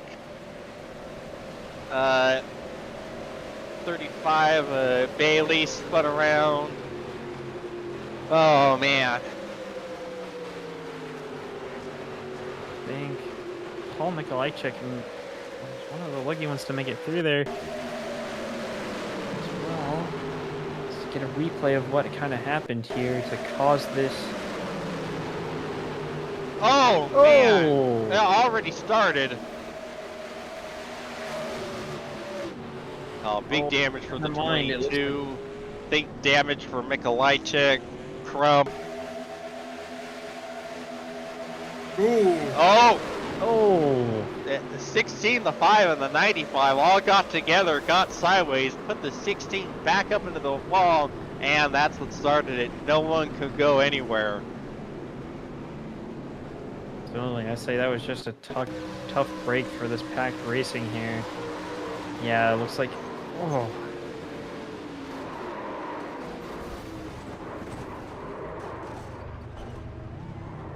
Yeah, that is big junk for Noah Blackwell.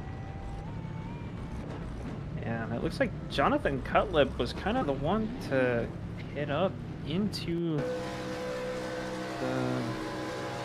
24 car here. The 16, my bad. Oh. Yeah, Hosek, almost missed it, and then there's the 17 rolling down the track. Another one of those moments where he had nowhere to go and just kind of, unfortunately, his car at the wrong place at the wrong time. See, racing deal, and I don't disagree with that. Yeah, see, it's so hard to tell. I think they were a little bit of a 4 wide there, as it looks like Gavin Higgins just kind of takes the position and runs with it. Yeah. Making his way forward. Oh, Huck got spun, but he holds it. He saved it. Wow. Good read from Dave there as well. But I kind of like Gavin Hibb there. He was just kind of like, oh, everybody's kind of going around me here. I'll just take my positions here and we'll move on.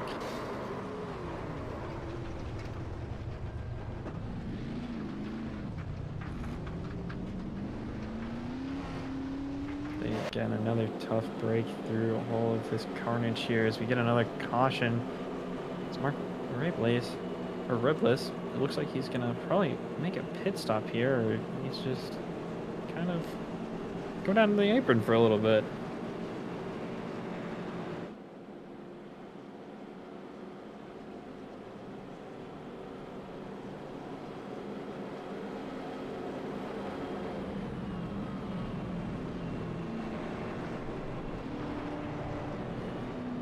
Well, I think now is another good time to do another ad read tonight. Yeah, actually, go ahead and play the commercial that we have as a thank you to the fine folks at Worldwide Technology Raceway. So we will be right back.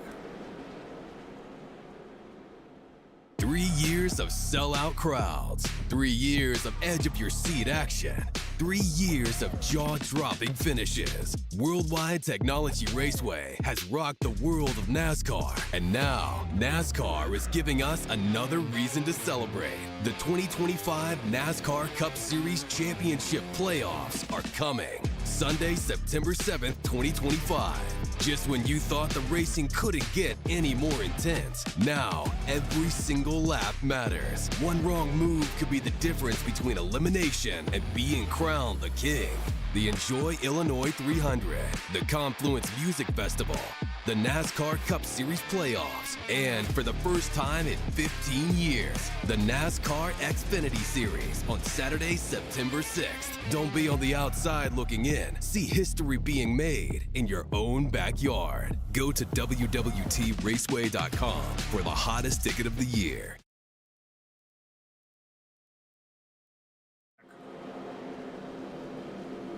Alrighty, and we are back.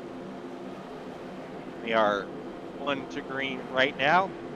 Just to clean up a few things, Ethan Stanley is now 1 lap down. Look out, everybody.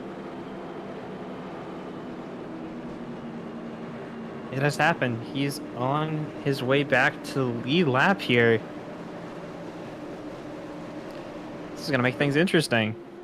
Yeah, could we get another ultimate comeback, Zach? I don't know. It's a toss-up for me at this because Daytona is one of those hard tracks. Once you get unlapped, so many things can go wrong, but Ethan Stanley has been doing an amazing job keeping it up there. I think he can do it. I think if anybody's going to do it, Ethan Stanley's going to make a good comeback here tonight. Absolutely. As we see the pace car pull off on pit road, Mark Rabilis leads us to the restart zone. Green means going. We're back underway at Daytona. I think William White had a better start than Mark Rabilis here, as he's kind of pushing the lapped cars a little bit forward here, but Justin Wadesworth here is not letting it go easy. Yeah, Wadsworth in that 6. He is giving a good shove to the 99. Again, the top line is looking a lot more defined here with a lot more cars. I think we're going to watch again as the bottom line's coming down. Oh no! Rabilis up in the wall. Oh, chaos. We're back under yellow. I think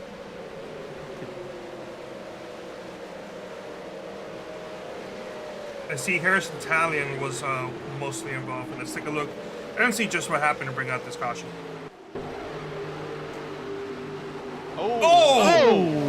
Oh man! Oh no! Oh man! Tommy Ryan, our pole sitter, nowhere to go, and he just dukes a hazard monster truck over for the 8 of Harrison Talion. You see Tyler Fody slides up a little bit into the 8, and Tommy Ryan nowhere to go. Look at the airtime the 66 got. My goodness. Tommy Ryan has not been having the night he was hoping here, as he was our pole sitter. I believe I can fly. I don't think that's what he wants to be seeing tonight after everything that's happened. Yeah, he'll take the toe to pit road. That might be it for our pole sitter here. I think so. I don't know. He was doing a good job keeping it pretty close to the lead lap there, but I think he's going to go one down their way on by. but Mark doing a good job here keeping it in front of Wadesworth. I thought Wadesworth almost had him coming around the corner there as they were kind of 3 wide with William White down there at the bottom. Looks like he was just missed out as Jesse Racimas is still in the fight here as well. I say a lot is still at play here as we are a little over halfway in tonight's race. So anything still can happen. It's going to be really interesting to see how the rest of this race plays out. Absolutely. To wait and see here. I think Kale Pecumer is up in our top 5 here with Gavin Hibbs and Daniel Gore as well. Kind of making your top 6 there. And Paul Schmickenberg is in 7th place, I believe, and that looks like a tally for the 8 car for coming down on the 40.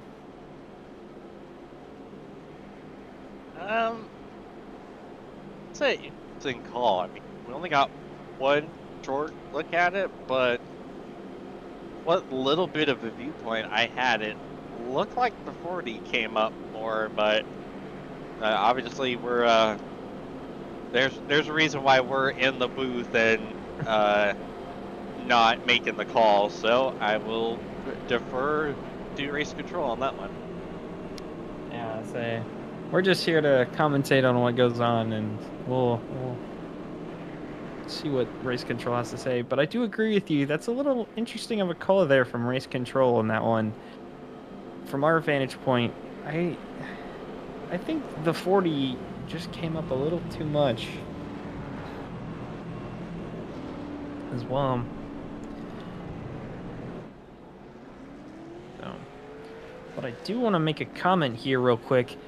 Tate Lytle is making his way back up. I think he's in the top 20s here.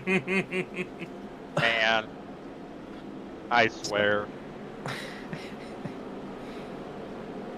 This is gonna be interesting to see if he can make his way back up front, but I don't know. That earlier wreck he had, I don't know if there's too much damage and he can make his way back up. I think he's the last car in this group as well that is still on the lead lap.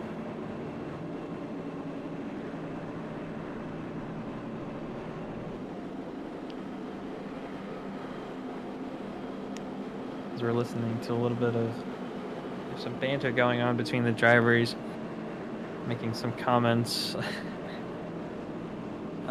as well. But we're 1 to green here coming around as Place will take us to the green flag. This time by Wadesworth behind him and Jesse Racimas. We'll have to see how this restart goes. Hoping the best here and we can get some green flag racing. Yeah. As we have reached the halfway point in tonight's festivities. 200 miles down, 200 to go, give or take. Plus or minus a couple miles there. Absolutely. Tonight has been nothing short of excitement. Mark is trying to get the pace car to move a little faster, it seems. Full Days of Thunder hitting the pace car. On a Kyle Busch here or a Lewis Hamilton trying to get that pace car to just move a little faster.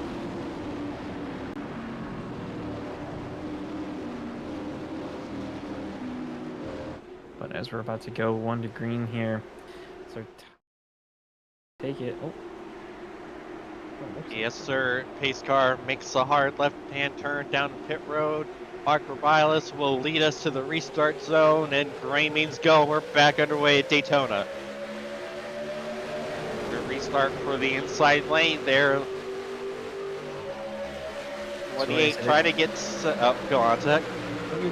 I was gonna say that bottom line had a really good restart again. William White and 28 car trying to make their way up front as well. I believe the 94 is joining them there. Oh!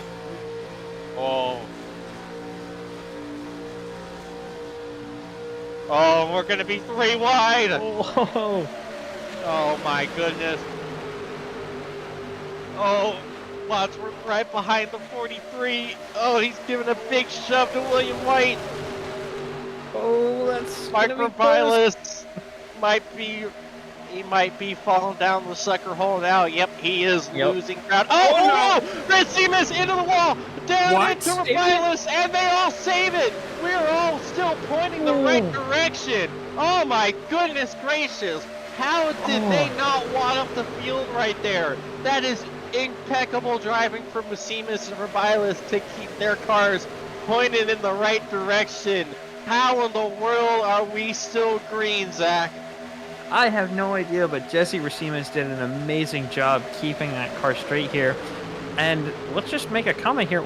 Wadesworth just kind of didn't recognize anything and is leading this race, even though it doesn't look like it, as we have, I believe, 4 or 5 lapped cars in front of him right now. That he does, but as long as he's number 1 on the timing and scoring sheet, I don't think he cares. I'd say he's probably really enjoying seeing that number 1 there, as Jesse Racines only lost about 2 or 3 places there from that entire incident. So I'd say, Violet too. yeah, I see. Violet's joined the bottom line there. It looks Yeah. like. That is wild. I'd say that could have ended a lot worse, as I 3 think. wide. Oh, that's Jesse Racines, Gavin Higgins, and the 42 car there. We have a 3 wide row of Haviland. 3 different Haviland paints right there, 3 wide. They're making it interesting here, as we're still green as well. And I think they're still ahead of Wadesworth here. So I think they're hoping for a caution. And the lapped cars may have got what they wanted a minute ago, but Jesse Racines and Redless were able to keep it going. I want to apologize for all the extra refreshes, as I'm starting to understand why a lot of the cars in here were displayed incorrectly, and that's due to the way iRacing has Super Speedway paint scheme showing up now. It's under a different suffix. So I have to manually fix that until SDK fixes Oh, it. part of the wall! Oh, chaos! We got a Caution. yellow! I think that was Tate Lytle. He was making some comments about it and being in the wall.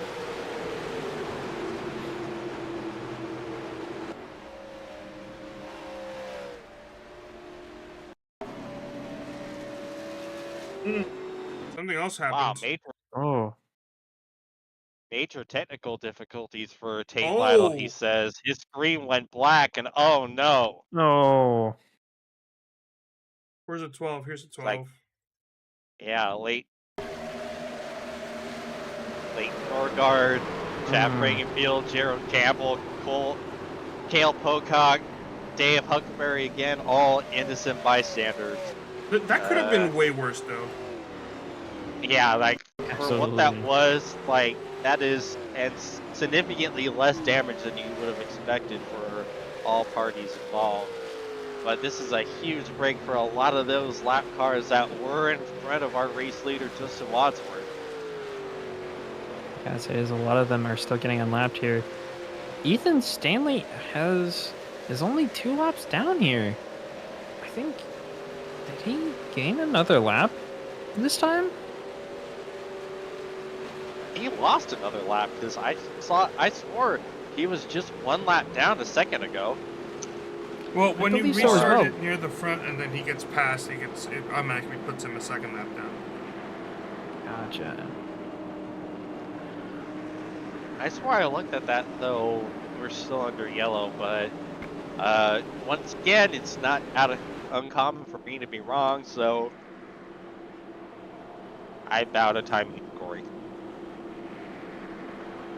I'd say we are all making guesses here for tonight, so I honestly think that was just a look and see and may have misread it, but I'd say a lot of our lapped cars just got unlapped through this. I think William White was one of them. as well. And I think Frank Foti was one of the front runners there as well, if I'm not mistaken. Yeah, I think you're right. Yeah, it looks like he lost a lap there and is now only 4 laps down. So it looks like he's trying to make up some laps as well, as we are all going down pit lane here as well. It's be interesting to see kind of what goes on. So it's a long pit stop for Wadesworth.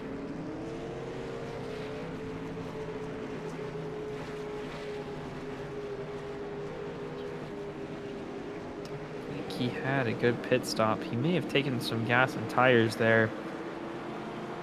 Right side maybe. As well as we're kind of getting everyone out of the pits, getting lined back up here.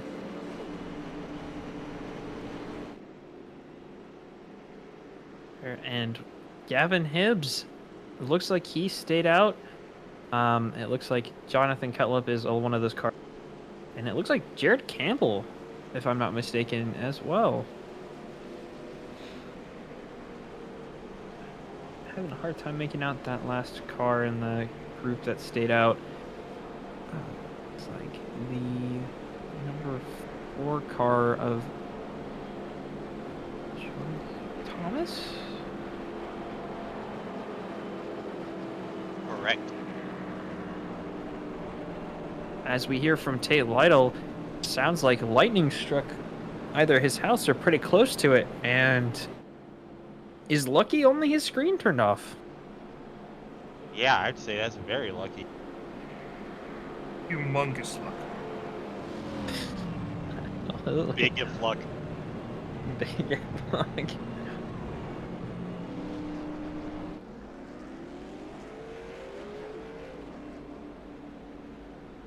Absolutely. As well, and as we hear from race control, if they have done the math, and it sounds like we're having a caution every 10 laps or so here. So it sounds like we've had about 9 cautions. Honestly, I lost track at this point. I'd say there's been so many, it's been hard to keep track. I do agree with you. But we are 1 to green here, and Ethan Stanley is making his way up front for the lap traffic.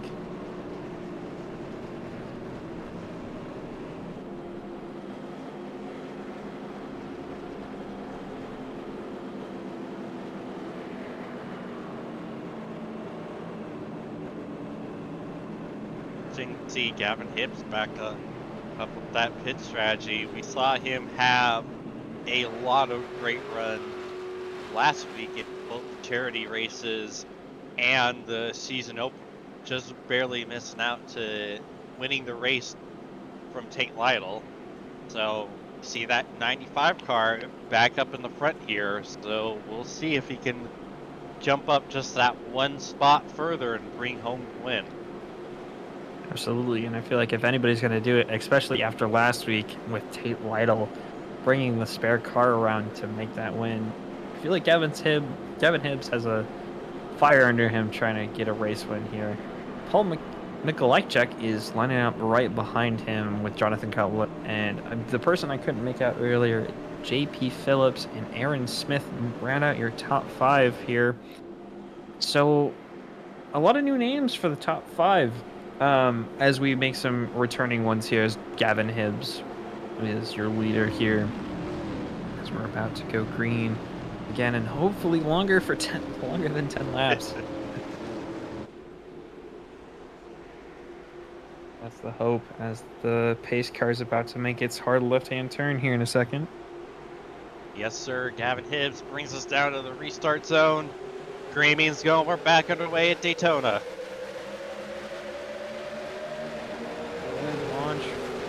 Gavin Hibbs here. Paul Mikolajczyk, is also a very good launch off the start there. Ethan Stanley as well. For me there, Tyler Cody with his bumper on, pushing him up front, trying to get Gavin Hibbs. Yeah, he's getting a great push from his former teammate, and there he goes, Ethan Stanley, leading that outside lane, and is once again doing the caution dance. which is the Absolutely. safety dance, just much slightly less safe. Well, hopefully he won't be causing the cautions, as the bottom line here of fully lapped traffic is again pushing ahead.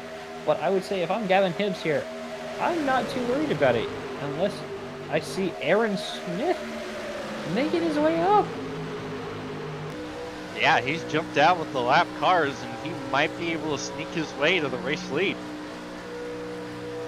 He's pretty close here, as that bottom line is just kind of making it work here. We've watched all night as it struggles to keep it up, but Gavin Hibbs is giving a push to Ethan Stanley here, saying, "Come on, let's keep this top line moving here."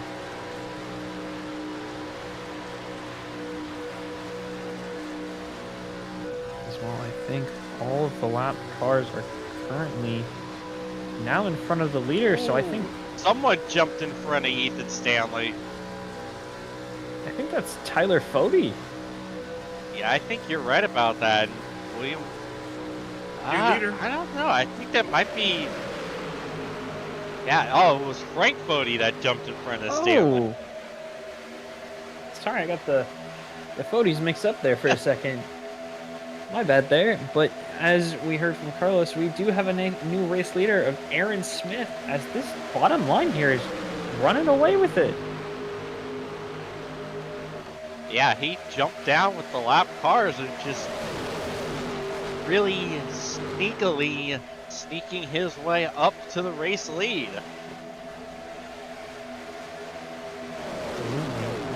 Oh, somebody got sideways! Big crash! Oh my goodness! Ethan Stanley up in the fence! Oh wow! Gavin Hibbs involved. Oh my god! Oh, not again, not again! Oh! Oh no! Oh. Oh, I think we need the. I think we need the tarp for Ethan Stanley. Yeah. I think. I just hope his Ethan's night okay. done. My God, that is violent, and Oh, Tyler Fody. I think Stanley just gave a bump to Frank Fody in the tri-oval, got him loose, set him back up in the track, and oh my good, that is violent. Yeah. Yeah. I can't quite tell what exactly happened, because it looked like Frank got high, and then I don't know if he, like, the more I look at it, I don't know if Frank tried to come back down and it was too late. Like, I'm not, on second view, I'm not entirely sure that Stanley's fault. Oh man. Well, that's Daniel Gore. Down into, keep hitting. 2 for 2. Keep hitting. Yeah, keep hitting Daniel All right, Gore. look away if you're sensitive. Oh man, this is gonna be. Oh. Oh my God! What a view! Oh wow! And then yeah, Oh, he just can't see where he's going. yeah. Ethan Stanley is unconscious. He's not of this earth right now.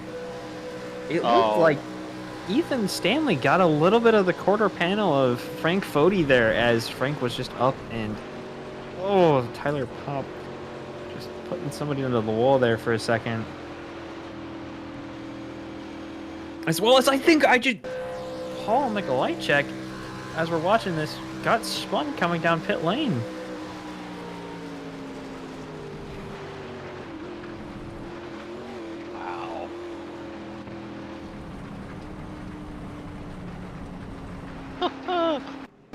My word! What a wreck! Alley 91. Ethan Stanley. I don't think he got spun out. I'm not seeing anything. Oh, this was after all the cautions. This is I coming think down this pit was- lane. Oh, Yeah.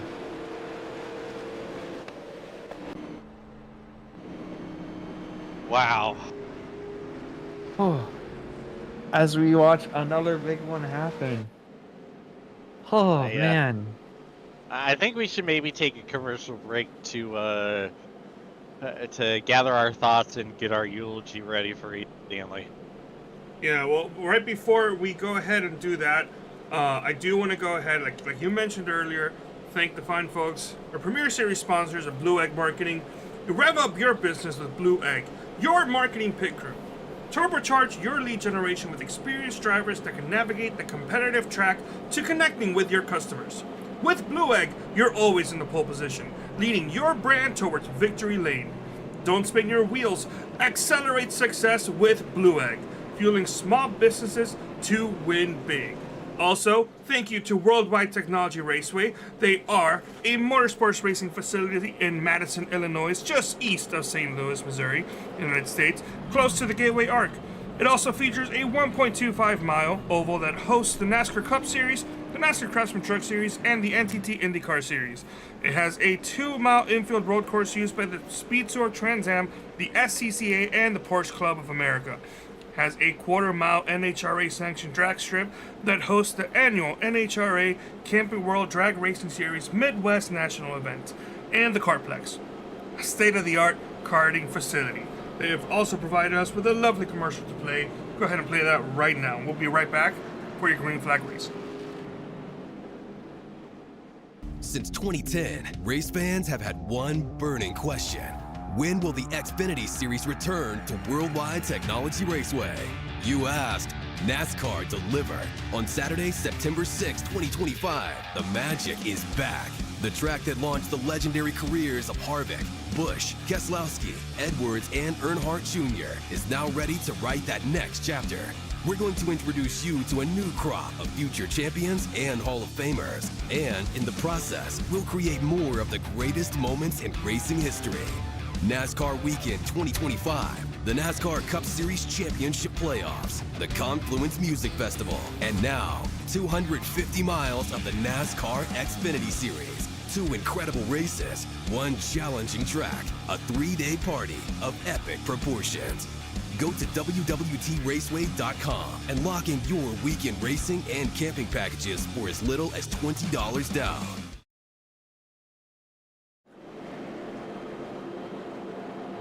And welcome back as we're getting ready to get back going here after that gnarly wreck. Oh boy, poor Ethan Stanley. I still feel like we don't have his eulogy 100% ready after watching that. I'm going to see if I can pull up that replay of Paul. Alright, well, while Carlos does that, we are going to see the pace car. Actually, wait, I think we...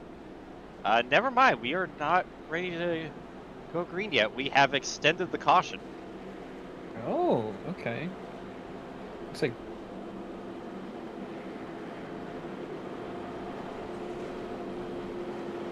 Okay, sounds well, like race control. that works out because I have found the replay. Go ahead and pull that up here. Paul Mikolajczyk, here we go. I hit the wrong button, excuse me. Professional broadcaster over here. Oh! Oh. Oh no, don't do that, Paul. Did he try to go around? Oh, he did. No. And, oh. Oh. Man. Oh. Oh no. Spin around. Come on, Paul. He was there for a while. That sounds like he was getting his damage repaired from that as well. It sounds like race control is not happy with the amount of cautions tonight, and that's one of the reasons why they kind of extended this caution here, to try to get everybody to calm down a little bit.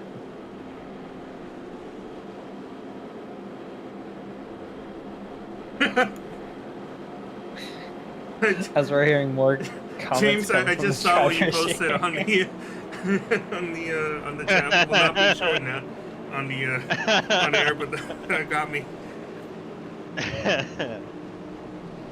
I couldn't not make that joke, as morbid as it is.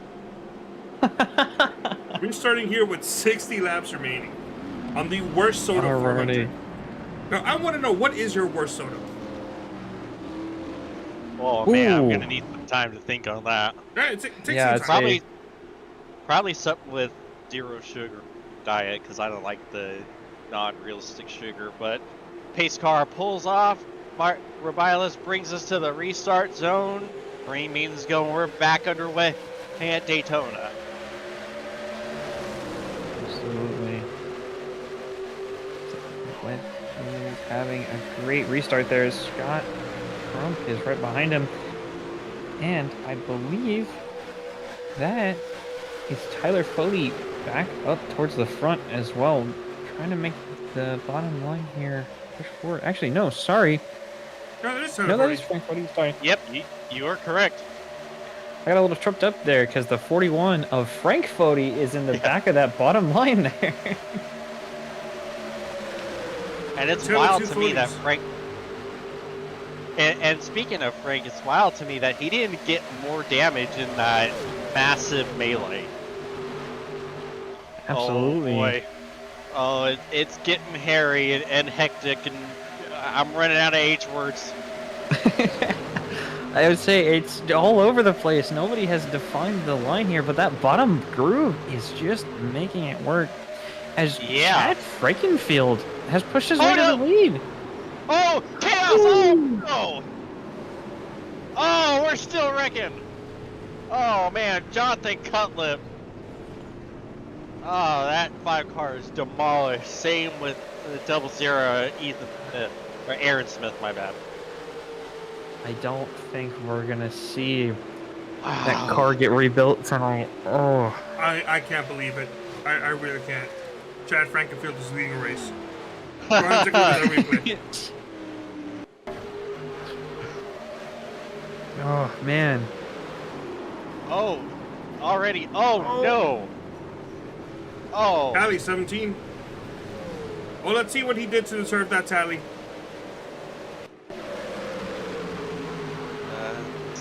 Goes into turn 1.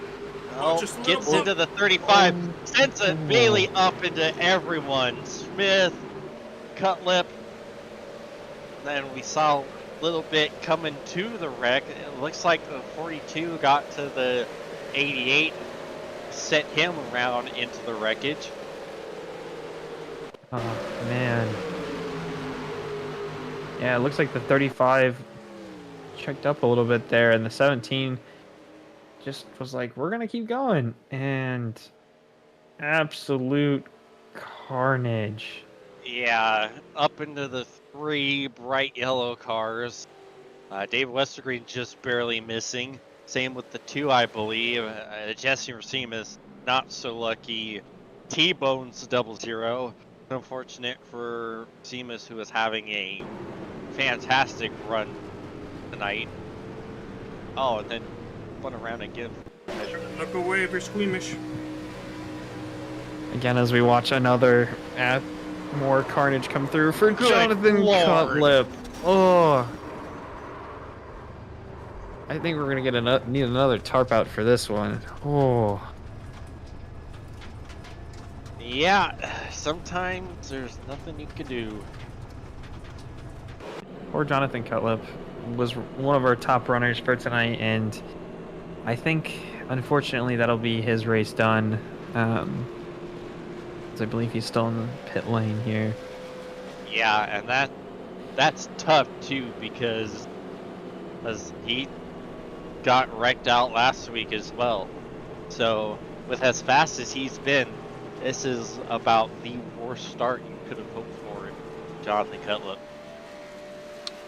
Yeah, I'd say he also won one of their charity races towards the beginning of the season here, and he's been hopeful to make it back up towards the front again and get back in the booth, but the past two weeks here he has not been having a great time, as unfortunately I think he's going to go a lap down here.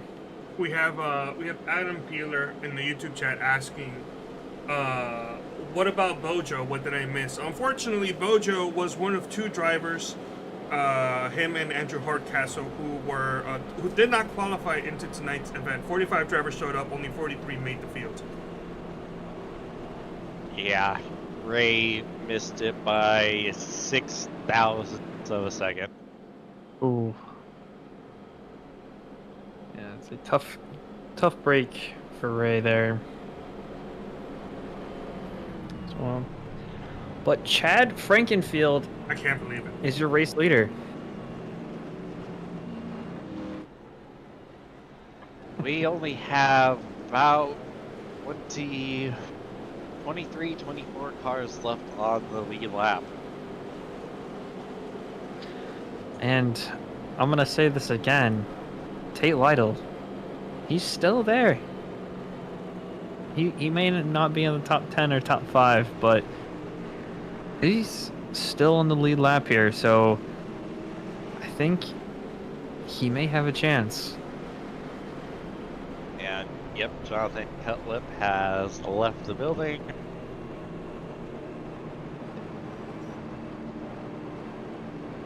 Or Jonathan Cutlip, and it looks like Ethan Stanley as well. He has also left the building. But William White only down to 2 laps down.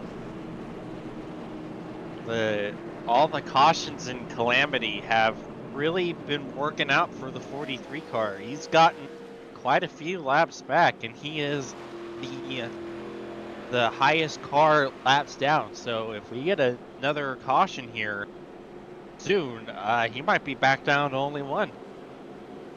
Absolutely, and I think he is a force to be reckoned with, especially in this car.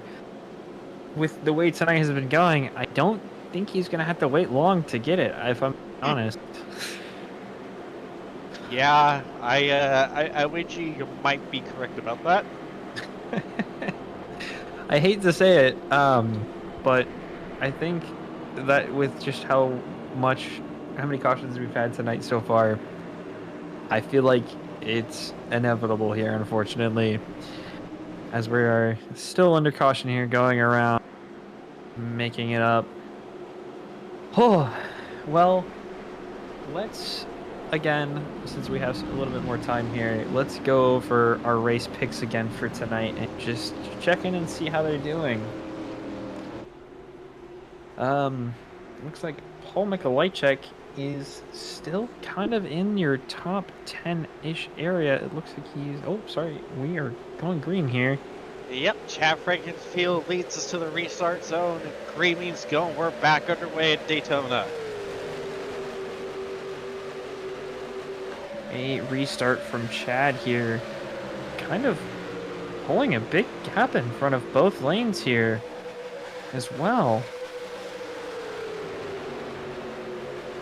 Interesting strategy. And he's gonna be swallowed up by the pack. That was too big of a gap too early. But now, oh no! Oh, and he gets turned! Can he save it? Yeah, he'll be All fine. As we go another caution. Heavy bump draft from Scott Crump. Sends the 15 to the infield. Oh man. Adios, amigo.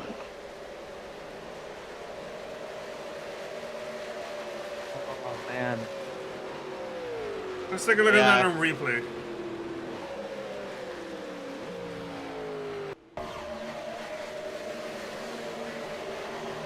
Yeah, the bump from Crump that sent him to the dump.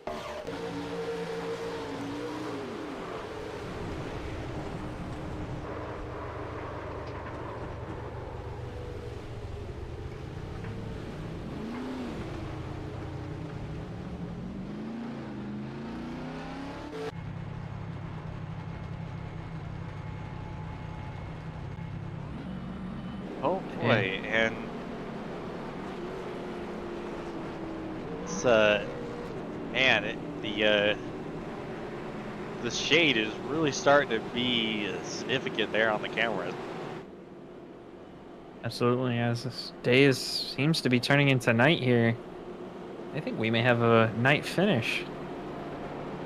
That will be very dangerous.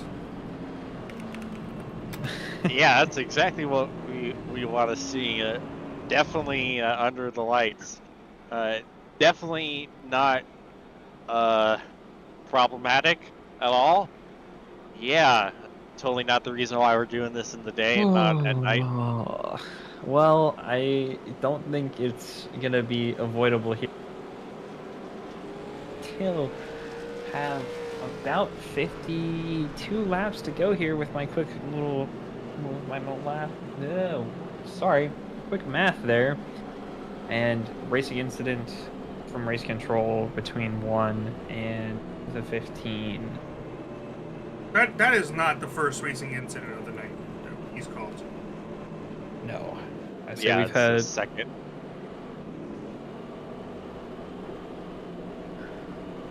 So Whew. I was doing a little bit of research because I was curious on where my pick, Gerald Campbell, was. He retired because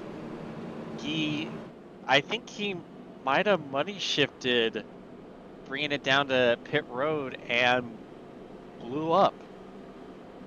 You hate to see that. Oh, hate to see that for Jared Campbell. He was one of the front runners tonight. I was about to make a comment. We haven't heard much of him since a couple cautions ago. Yeah, that's why.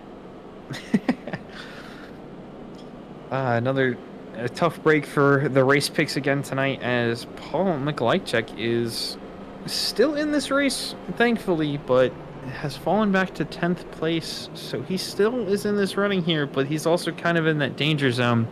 As you know, we've had a lot of kind of cautions in that area. So it'll be interesting to see if he can survive tonight's race. James, I feel like this race is turning more into a race for survival than it is racing. I don't know if you were seeing that here as well. Yeah. They told Frank Yeah, Fody this is is, crashed? Oh no, he's just come to a stop. Huh. Probably had to let somebody go or had something happen, but it's a controlled Oh, stop. there he goes. One to green. We'll have to wait and see how this restart goes here. Interesting to see as well. I also didn't notice this earlier, but Gavin Higgins is currently 6 laps down. Yeah, he was like right there underneath Ethan Stanley when he flew out of the ballpark. I'd say that eulogy for Ethan Stanley has been posted, and he will be missed. In the arms of the angels, far away from here. I feel like there's a couple drivers we could sing that to tonight. Man, this has just been one wreckfest after another. Yeah.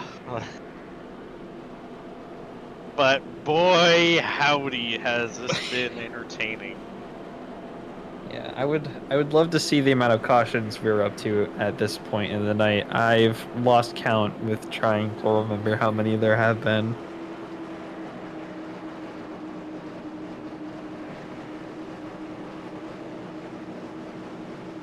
But as well, we are coming back to green here as Scott Crump will be leading it behind him will be JP Phillips, and behind him Mark Robles. Okay, Frank, something's going on with Frank Fody. Yeah, I think he went around when he wasn't supposed to, so he has to give the lap back. Why we've seen him parked. And Scott Crump leads us to the restart zone, and green means go, and we're back underway here at Daytona. Good restart from Scott Crump and William White as well. He's kind of sticking it up there, even though he's a little bit alone. Yeah, he wants that to get those last couple laps back. We see Phillips making a dive to the inside, trying to get the race lead, and I don't know about that one since he. Oh, now he's getting some help. Oh no! Oh, now he's getting left behind. Pop said, "Nope, bye-bye, psych." Oh wow. Oh man, poor JP Phillips. You fool! You committed one of the classic blunders. Making it 3 wide. Wow. As we watch him, I think he fell all the way back towards the back of this lead pack here. It looks like he's fallen very far back there as well. Tyler Pop, though, making a push to the lead. Yeah, he popped out. Now he's popping ahead. Quick change the subject. I'm starting to run out of pop jokes. Quickly. But unfortunately, it looks like... Pop 400. Oh yeah, we still need to make our worst soda picks. Scott Crump is gonna make a dive to the inside here. It's still going. Yeah.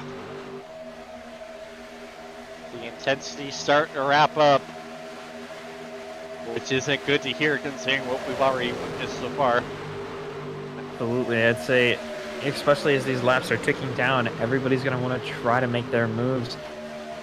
As Tyler Pop and Scott Crump here leading the front 2 lines, and it's not quite making a clear decision on which one's better.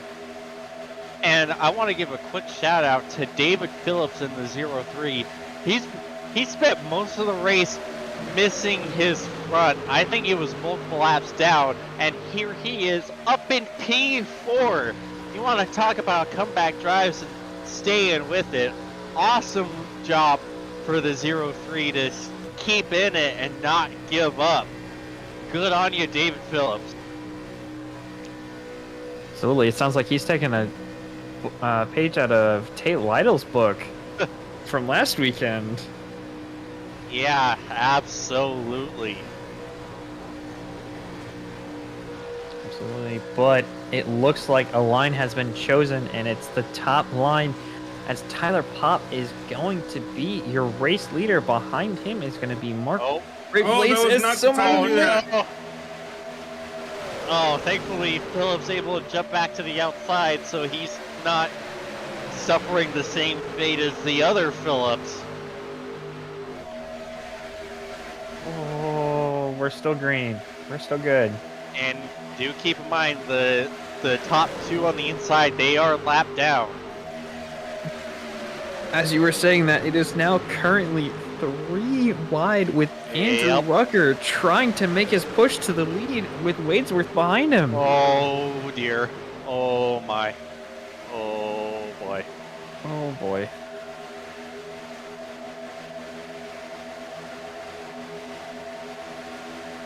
Oh.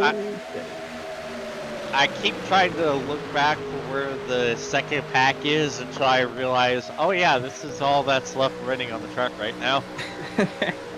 The second pack's in the pits. Yeah, so we have a race out here on track, and we have one in the pits currently. And the one in the pits is unmoving. As we're on board with Paul Mikolajczyk here. Doing a good job keeping it in the top 5 as well. We'll have to wait and see how this plays out for him, as he's gonna, looks like, join the bottom line there. Absolutely focused on his webcam, it seems. Well, see, I don't really think he's focused on the webcam. Yeah, he's focused on trying not to die. Absolutely, I'd say he's been... Something to point out, he is that far deep into the pack. He's 3rd. Yeah. Isn't that wild? Your race Absolutely. leader is right here, number 2. Yeah, so we see about 5 cars who are praying for that caution to come out. As we're talking about it now, I think we are having a battle for the lead, even though it doesn't look like it, as Paul Mikolajczyk is making a fight for Tyler Pop.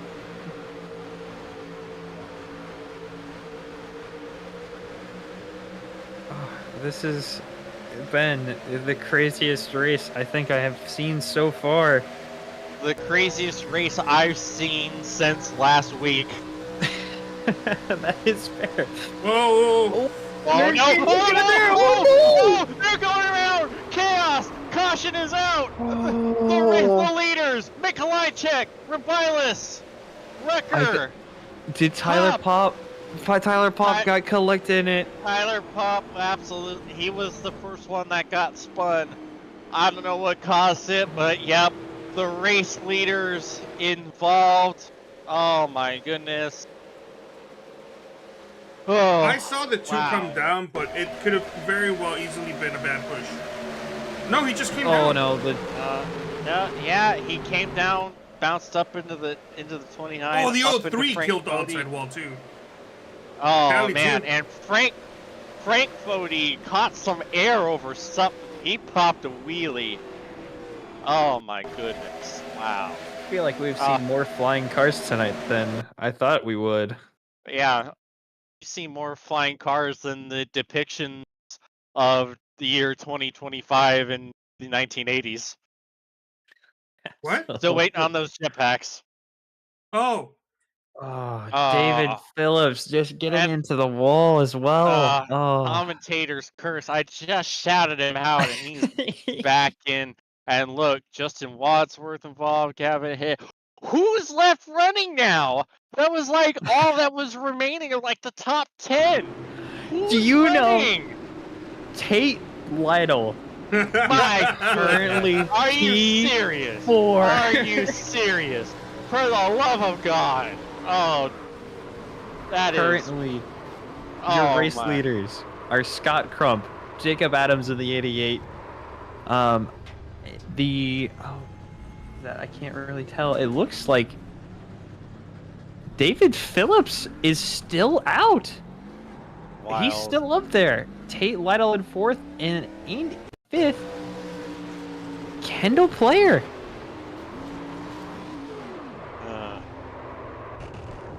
ooh, Rucker killed that. Oh, absolutely. Oh, man.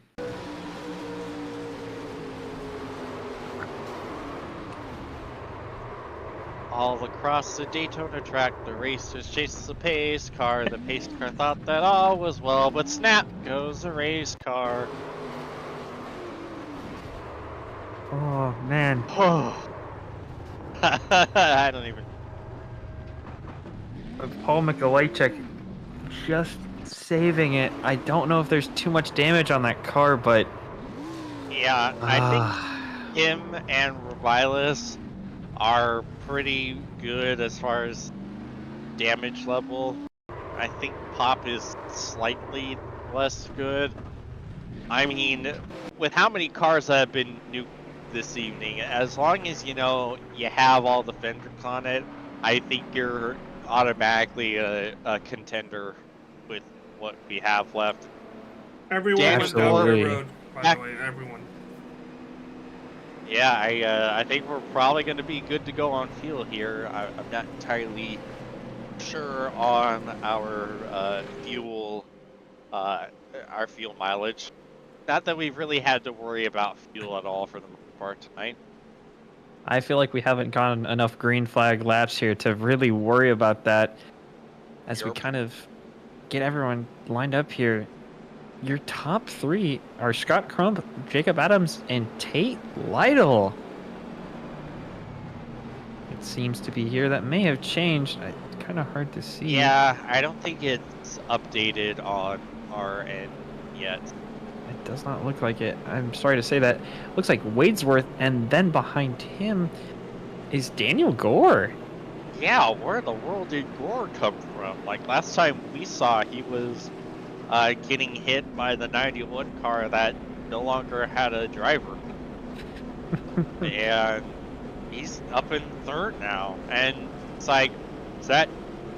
I can't quite tell which Dale Jarrett car that is. Is that Adams or Frankenfield? Or I think that might be Chad. Oh, the number 15 car there? It looks like it's Chad Frankenfield. He's currently 4th. That he is. And then is Jesse Racimus looks like he's back on the the lead lap. And Guys, how can That Chad car- wreck Look, you? oh. I just want to say that might be the best inclusion on any of these paints because, yeah, that's hilarious. That's awesome. But I would say we just saw in the shot there, Tate Lytle. I keep mentioning his name, but Yeah, he's making the recovery drive again. yeah, and also William White back on the lead lap too. He's also on the lead lap back there, and he's right behind right in front of, Aaron Smith. So it looks like William White got some positions on that pit road. Yeah, that is incredible. I'm fairly certain William White was like 6 laps down at one, and he did what Ethan Stanley almost did and got back on the lead lap. And that 43 car looks pretty clean, all things considered. So, and with the rate that we've been going, you already can't rule people out at Daytona. And with what we've seen, we have absolutely no idea who's gonna race. Absolutely not. And that's exactly how we want it to be, right, Zach? Absolutely. I love watching these races go down, and it's always a twist and turn through every corner. And tonight has been no different. It has gone from great to worse for some racers and back to great again, as Chad Frankenfield is kind of one of those ones that have made their way back to the field as we watch the pace car make his lap in.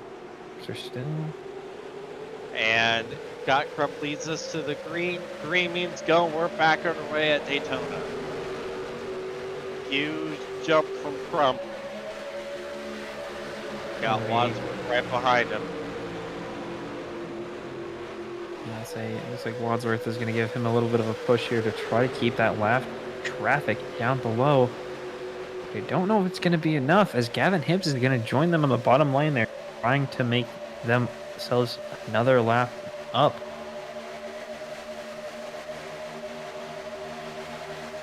As we kind of come around here, we'll kind of get a good picture of this, but the field has thinned out quite a bit here. Yeah. And another thing to consider, we saw the graphic on the screen as we were coming to green. From the notes Stanley, they're a couple laps short, so see how that plays. Will we see any saving, or will everyone still keep being aggressive? And I'm kidding, they're going to be still aggressive. I would not put it past them tonight, especially with the amount of cautions. Everything that has gone down tonight, I don't think any of these cars on the lead lap have not been involved in some sort of incident tonight. Yeah, you are absolutely correct on that one. As well as we're still coming around here, it looks like Tyler Fody is trying to get in front of Scott Crump here, and it looks like the bottom line is doing a good job. Again, Scott Crump is on your top line there. He's our race leader as well, and it looks like the number 30 color, Connor Thompson, is making his way towards the lead. Yeah, haven't said his name a whole lot tonight, but he's trying to sneak his way up to the front, so from behind the lap cars. He's going to be side by side with Crump for the lead of the race. He's got JP Phillips back right behind the 30. We saw him get snookered earlier, but he's putting his name back in the mix. So we haven't said his name in a while, and it looks like Connor Thompson is your new race leader just for the beginning of this lap, though. Scott Crump is going to try to fight it out for it again.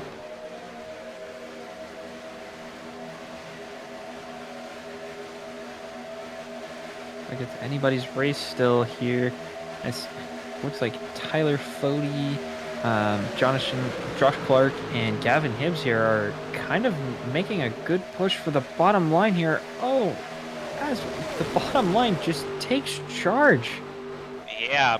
Oh, well, we got someone joining. I believe that's one of the Dale Jarrett cars. I can't tell who it is. I think that's Johnny Thomas there, as he switches it up and goes to the top line with Connor Thompson. I heard tires squealing. Uh-oh, don't say that.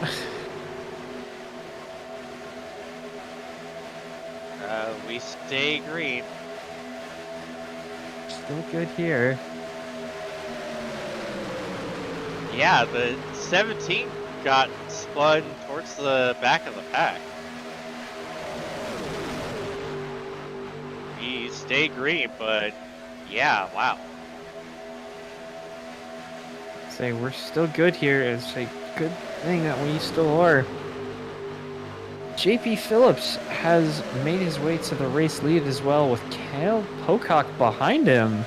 We haven't said his name much tonight either. Yeah, there's a few guys that we haven't talked about a whole lot, but are up there battling. Say nobody's counted out yet tonight. They're still kind of battling it out, trying to figure out who should be leading here, and it looks like Connor Thompson is gonna take that fight in front of JP Phillips here. They're still green.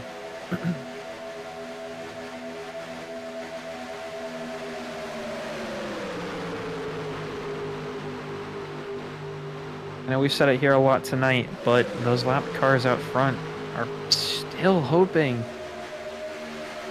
to have another caution here, but all of our green or our blue lap runners are hoping that it's just gonna stay green and keep us going here.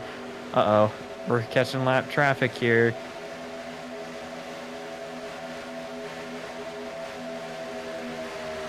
So, with all the chaos that we've seen, I am curious, what is your strategy when it comes to two-way racing, Zach? Are you aggressive, trying to get to the lead as quick as possible, or are you someone who kind of takes it easy, rides it out, and see what happens? I would like to say I'm aggressive on when I'm racing at super speedways, but honestly, I'm just there. I'm hoping to make it to the end, and I feel like that's for everyone tonight. All these racers out on the track are just hoping that they can make it towards the end. I'm also curious to see James. Watch somebody go on the. I think it's Jesse Racine spun to the infield. I think he saved it. We're still going great. Oh, he did not, and there's caution. About that. Oh, man. I think that is Jesse Racine's night done. That is hard into the wall. That couldn't have been a worse cut. I think he saved it, cut to his tire being removed. Hood's up. Guys, I think he saved it. Hood comes out. I do indeed think he did not, unfortunately. Yeah, that's the fun of broadcasting, is that you just have to speculate on things you don't know or can't see and hope you're right. And yeah, sometimes you're not. It's a Nope. 50-50 guess. Either I was going to be right or I was going to be wrong. What Well, happened? I'm wrong. He get hit and just couldn't move the steering wheel because it didn't look like he tried to save it.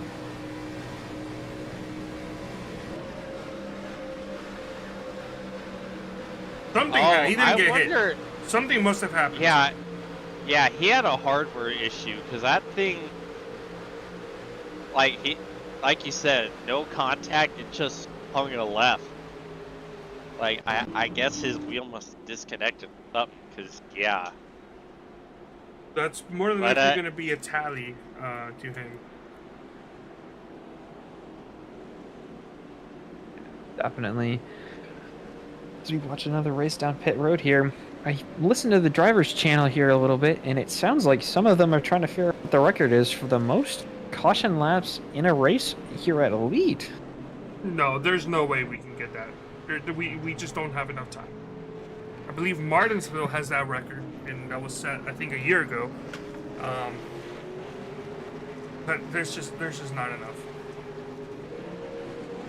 Well, I do agree with you. I don't think we will. As I heard from Race Control just a second ago, it sounds like we're up to 14 cautions on the night. Well, we can figure Caution that out here real 14! quick. Give it up for caution 14! Mr. Krabs. 14th caution. Team. Whew. When we're talking about it, we are 30 laps to go here.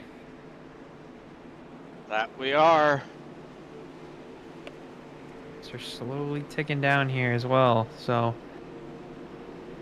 hopefully we will get a good restart here and see how everything files out towards the end. It is still anybody's race. I don't think we have a definitive answer on who's going to be leading this. No. And as we saw, the three lap cars get that lap back, so they're just that little bit closer. So they're trying Jesse. Is that Jesse Racimas there? Yeah, it looks like Jesse Racimas and Joe. Yeah, Joey Bailey. One lap down now.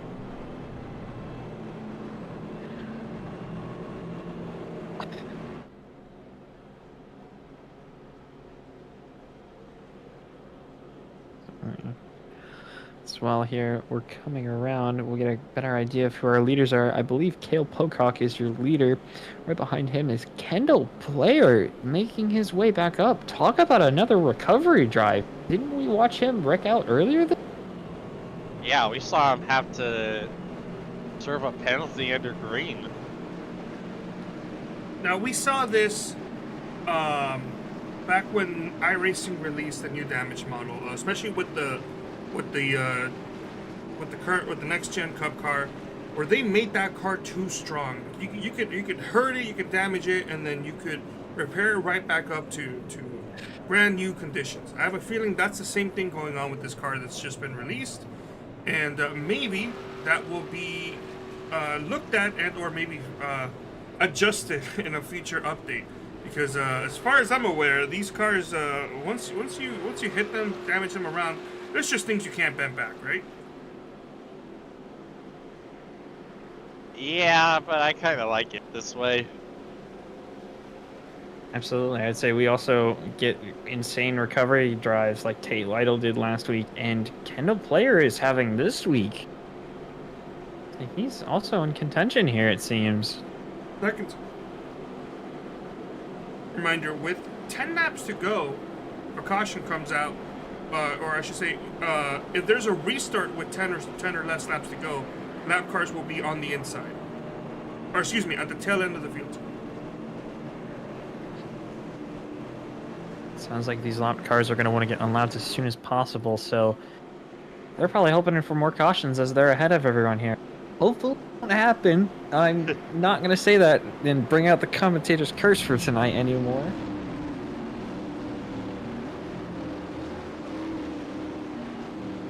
No tally, Yep, okay. okay. Yeah, so it looks like the 70 had a hardware malfunction there. Yep, that explains a lot as we see pace car pull off. Cale Pocock leads us to the restart zone. Green means go. We're back underway at Daytona. The greatest starts for Kendall Player right there. Actually, not really. He's fallen back here. Cale Pocock, uh-oh. He's been left to dry on the top line. Yeah, oh man. Oof. And Kendall Players, you're now net race leader. He played that to perfection. Well, hold on, before any of that, I don't know if this was talked about because I did have to step away for a couple of seconds during the caution. As he's looking to the inside of these lap cars, two drivers stayed out, and that was Kendall Noah Player and where is he? Cale Pocock from there. When they last went down Perry Road on lap 118, I think they're still a couple laps short, but we'll see if they can save enough fuel to be there at the end. That is a good point, Carlos. don't know if Kendall Player is going to be able to. He just made his way around all of the lap traffic and is now in the race lead, as we can see here. Sir, 94 lead for Johnny Thomas right behind him. Even third place is still Cale Pocock, but I can't see where he's at quite in this pack here. He's right behind the Formula 1 ring. Oh, there he is. Whew. Looks like that bottom line there is the one to be on. Squirrely. And here comes Johnny Thomas jumping to the outside lane. He'll try to take the lead from Kendall Player. Don't know if he's going to have enough of a run to do it. I take my words back. It looks like he is. Yeah, he's getting a great push from Tyler Fody right behind.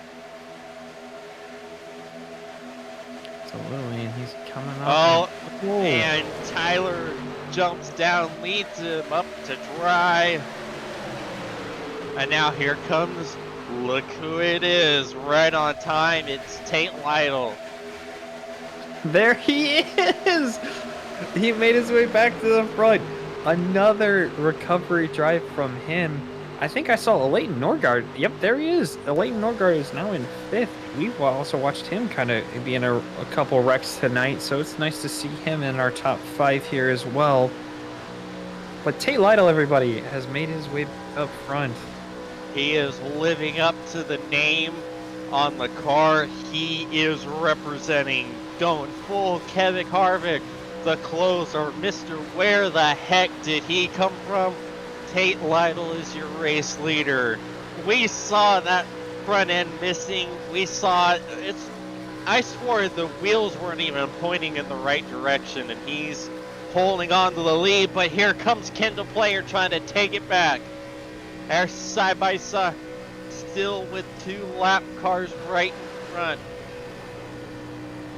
As we are now 25 to go, Tate Lytle has just kind of had these stories lately of just making his way back up, and Kendall Player not getting enough of a push and has fallen back a little bit there. Yeah, that outside lane is fractured. They're almost 3 wide at parts. There's no energy up there, and that's exactly what that 56 wants to see. He is all alone. He's got a lap car of Frank Fody right behind him. He's just all by himself as things are starting to get a little racier. Some hardcore pushing from Thomas on the Player.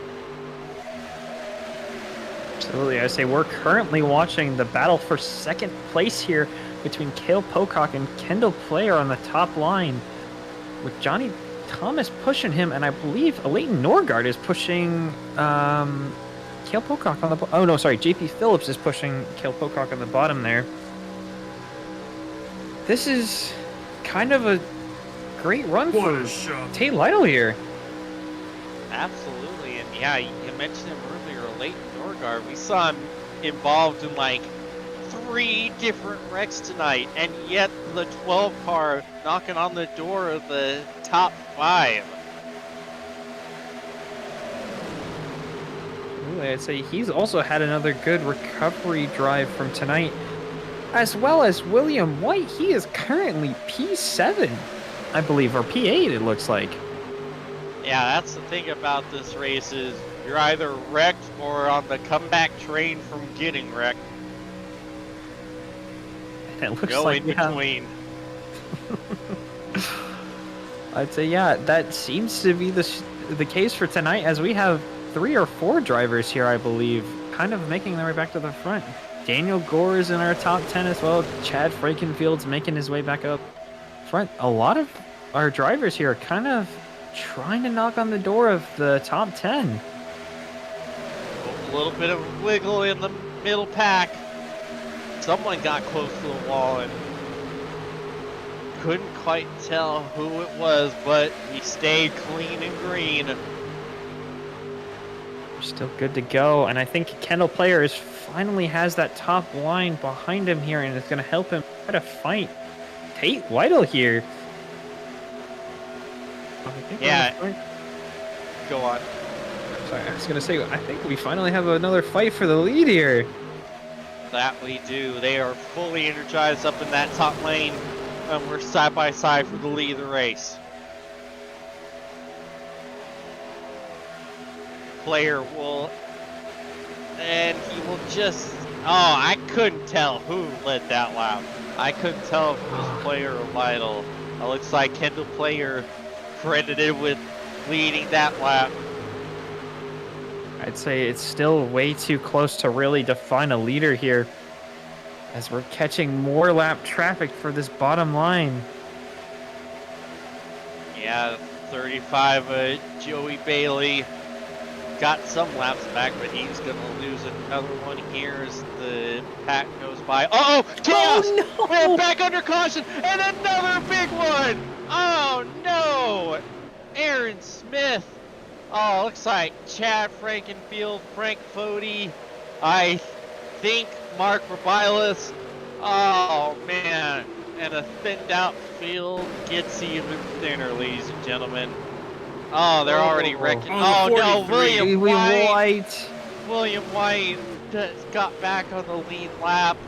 Daniel Gore. It's like Paul Schmallenberg. Oh, Wadsworth gets the wall. Everyone can't check up in time. And massive calamity behind.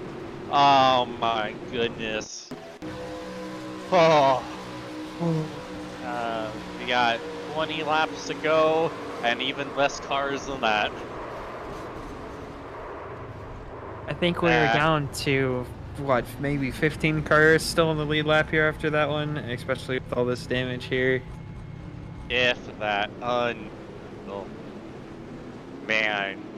So many comebacks coming up short. Absolutely. I'd say William White being one of them, Daniel Gore as well. Having amazing comeback stories, and then they just get snuffed out. And it looks like Wadesworth just touched the wall a little bit there, and... Alright, that was an accident. I'd say that was much needed here after all of the... Around us, it feels like we had a good run there. I think we are now 20 laps to go to the end of this race here. Man, we gotta crack the icy hot for these guys. Absolutely. I feel like they've been pumping and wrecking each other all night long here. And there he is, Tate Lytle, your race leader. Oh. Man. Well, not as many meatballs as I was expecting on that. Really, it's just Daniel Gore, the only one with a meatball that was involved in that incident.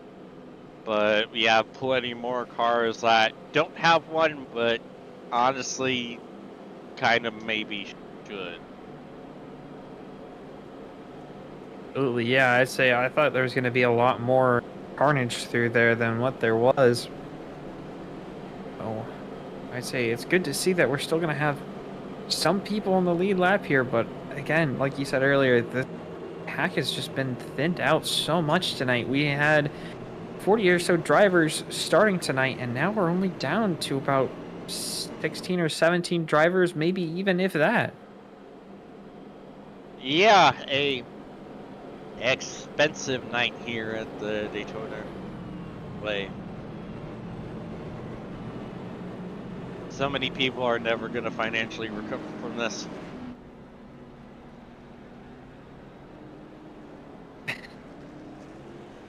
So you watch truck operators be like, they are going to be making so much bank off of tonight, the amount of cautions and wrecks we've had so far. wrecked race cars everywhere. I hope they go for a discount.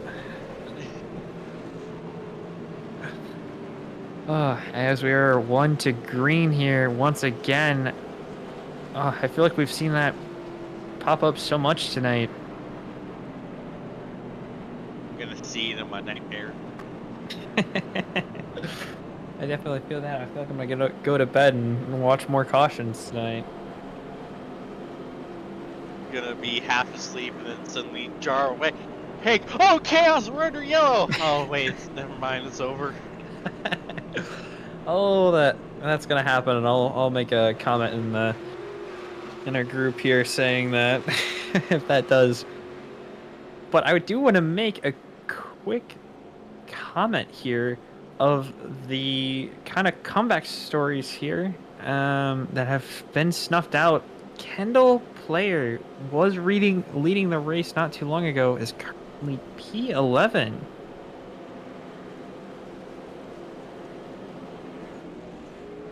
He's had a tough restart there, especially after all of the carnage that we saw.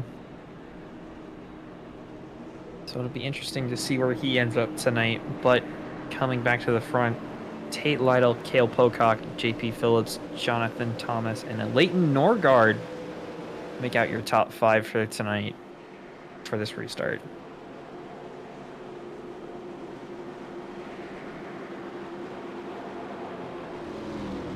Well, take a deep breath while you can, because I don't know if we're gonna get another opportunity to do so. Pace car, get ready to make that hard left-hand turn on a pit road. Tate Lytle will bring us to the restart zone. Green means go. We're back underway at Daytona, and there's a stack up. Oh, we survive it for now, but that got a little hairy. The last thing anyone wants to see at this point. Absolutely, as it looks like Tate Lytle and Cale Pocock are left to dry on that top line there. That they are. JP Phillips slides behind the lap cars, trying to ride them to the lead of this race. Oh, and I think that was Johnny Thomas, and oh, JP Phillips in the lap traffic. It looks like they're going to be the ones left out to. They're kind of figuring out which line they want to be a part of here. I don't think anyone knows at this point. I don't think so either. I'd say earlier in this race, everyone was favoring that top line, but it looks like it's just a toss-up of who's pushing who and how far are we going to go. And I think JP Phillips is your now new race leader. Sorry. He is. Lytle and Pocock falling behind. They're almost out. They're flirting with just barely hanging on to the top 5 at this point. I'd say it looks like that top line has just disappeared and become the bottom line. Everyone's really favoring it. It seems to be through here. Yeah, but they're re-energizing. They're starting to get organized once again on that outside. Meanwhile, still the man on point of that outside. Side by side with Justin Wadsworth, P3, right behind our 2 leaders, JP Phillips, Scott Crump. So I say Tate Lytle is doing a good job to keep himself in that battle for third there with Justin Wadsworth, and looks like David Westergreen there as well. We haven't seen David Westergreen for some time, not since he was leading early on in this race, and all of a sudden he is back up here with an opportunity to win this race. Maybe, sort of. I don't know, it's worth 3-1 lead! Lytle sends it to the inside of Phillips. Phillips is in the sucker hole. He's going back. Oh, and the outside line's starting to fall apart too. It's all Tate Lytle now. He's leading the race with Wadsworth right behind. JP Phillips just had a bad run through there as he was expecting somebody to be behind him there to help push him through, but Tate Lytle is your race leader once again. With Wadsworth behind him and Westergreen, and there's somebody sideways behind them. Oh no, they're wrecking again. Johnny Thomas. No caution. And we're staying green. We are staying green. Oh, Caution. there it is again. And there's the caution. Johnny Thomas doing a little bit of a burnout. Got back on the race line. We'll see how race control rules that. But once again, we are back under caution. Oh, he tried to make it 3 wide. Turns Crump. Got turned down into Crump's Adams. car's killed. He got the Oh, is meatball Crump flag. out of it? Yeah, Crump got the meatball flag. Oh, Yeah, we no. saw him get turned. I think he might have snapped back the other way. Too busy watching the 4. But it's his see. left tire that got sheared off almost essentially on the suspension. Oh, That right there broke the car. Oh yeah, snap back. Oh, yeah. That is not what you want to see. Yep. No. Got Crump. Gonna take that car to the dump.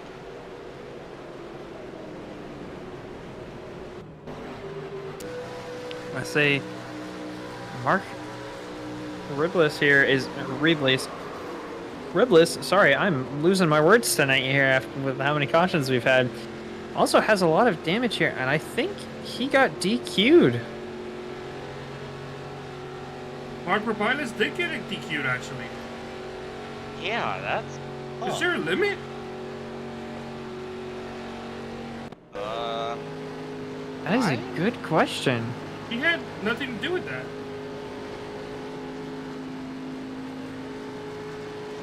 Yeah. How?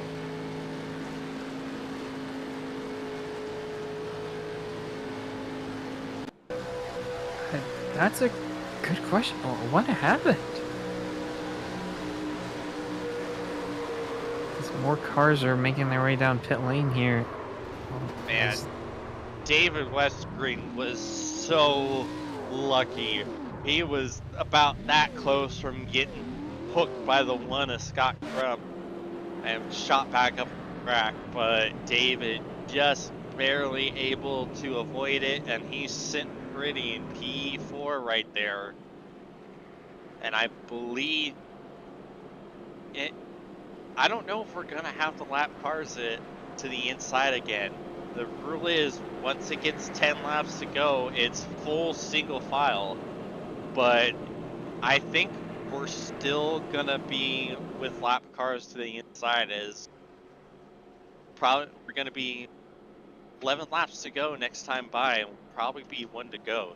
So I'm not entirely sure what we're gonna have. I believe so. As I was listening to the drivers kind of talk between themselves, it sounds like they are going to have the laps trafficked on the inside for this one last time coming through here. So I think you're right, James. They're going to be here for this last time, and hopefully this will be our last caution of the night. And I hope I did not just pull the commentator's curse on us for this one. I am almost convinced, if I was a betting man, I would put a lot of money down that this will not be the last caution. I am not either, but I would take you up on that bet any day of the week, especially Daytona.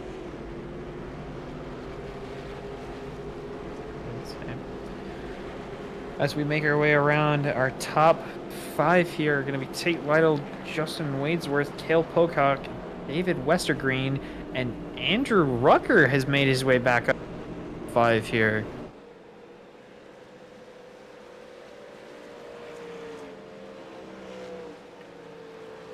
Boy, well, we're to have 10 laps to go back. Absolutely. I say these next 10 laps are make or break for a lot of drivers here. I think this is where everyone's going to start making those pushes, and I hate to say it, but I think we're going to get at least maybe 1 or 2 more cautions before this wraps up tonight. If we get a quick caution, we can go ahead and talk to Daniel Gore in the Infield Care Center. Alrighty. And I don't think we're going to be getting the lap cars on the inside. It doesn't look like it, no. Yeah, halfway down the back straightaway and some mirror back.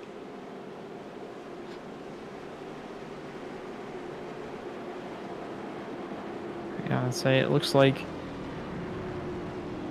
they were looking at it a little bit back there, but I think they're not gonna take that inside line there as well.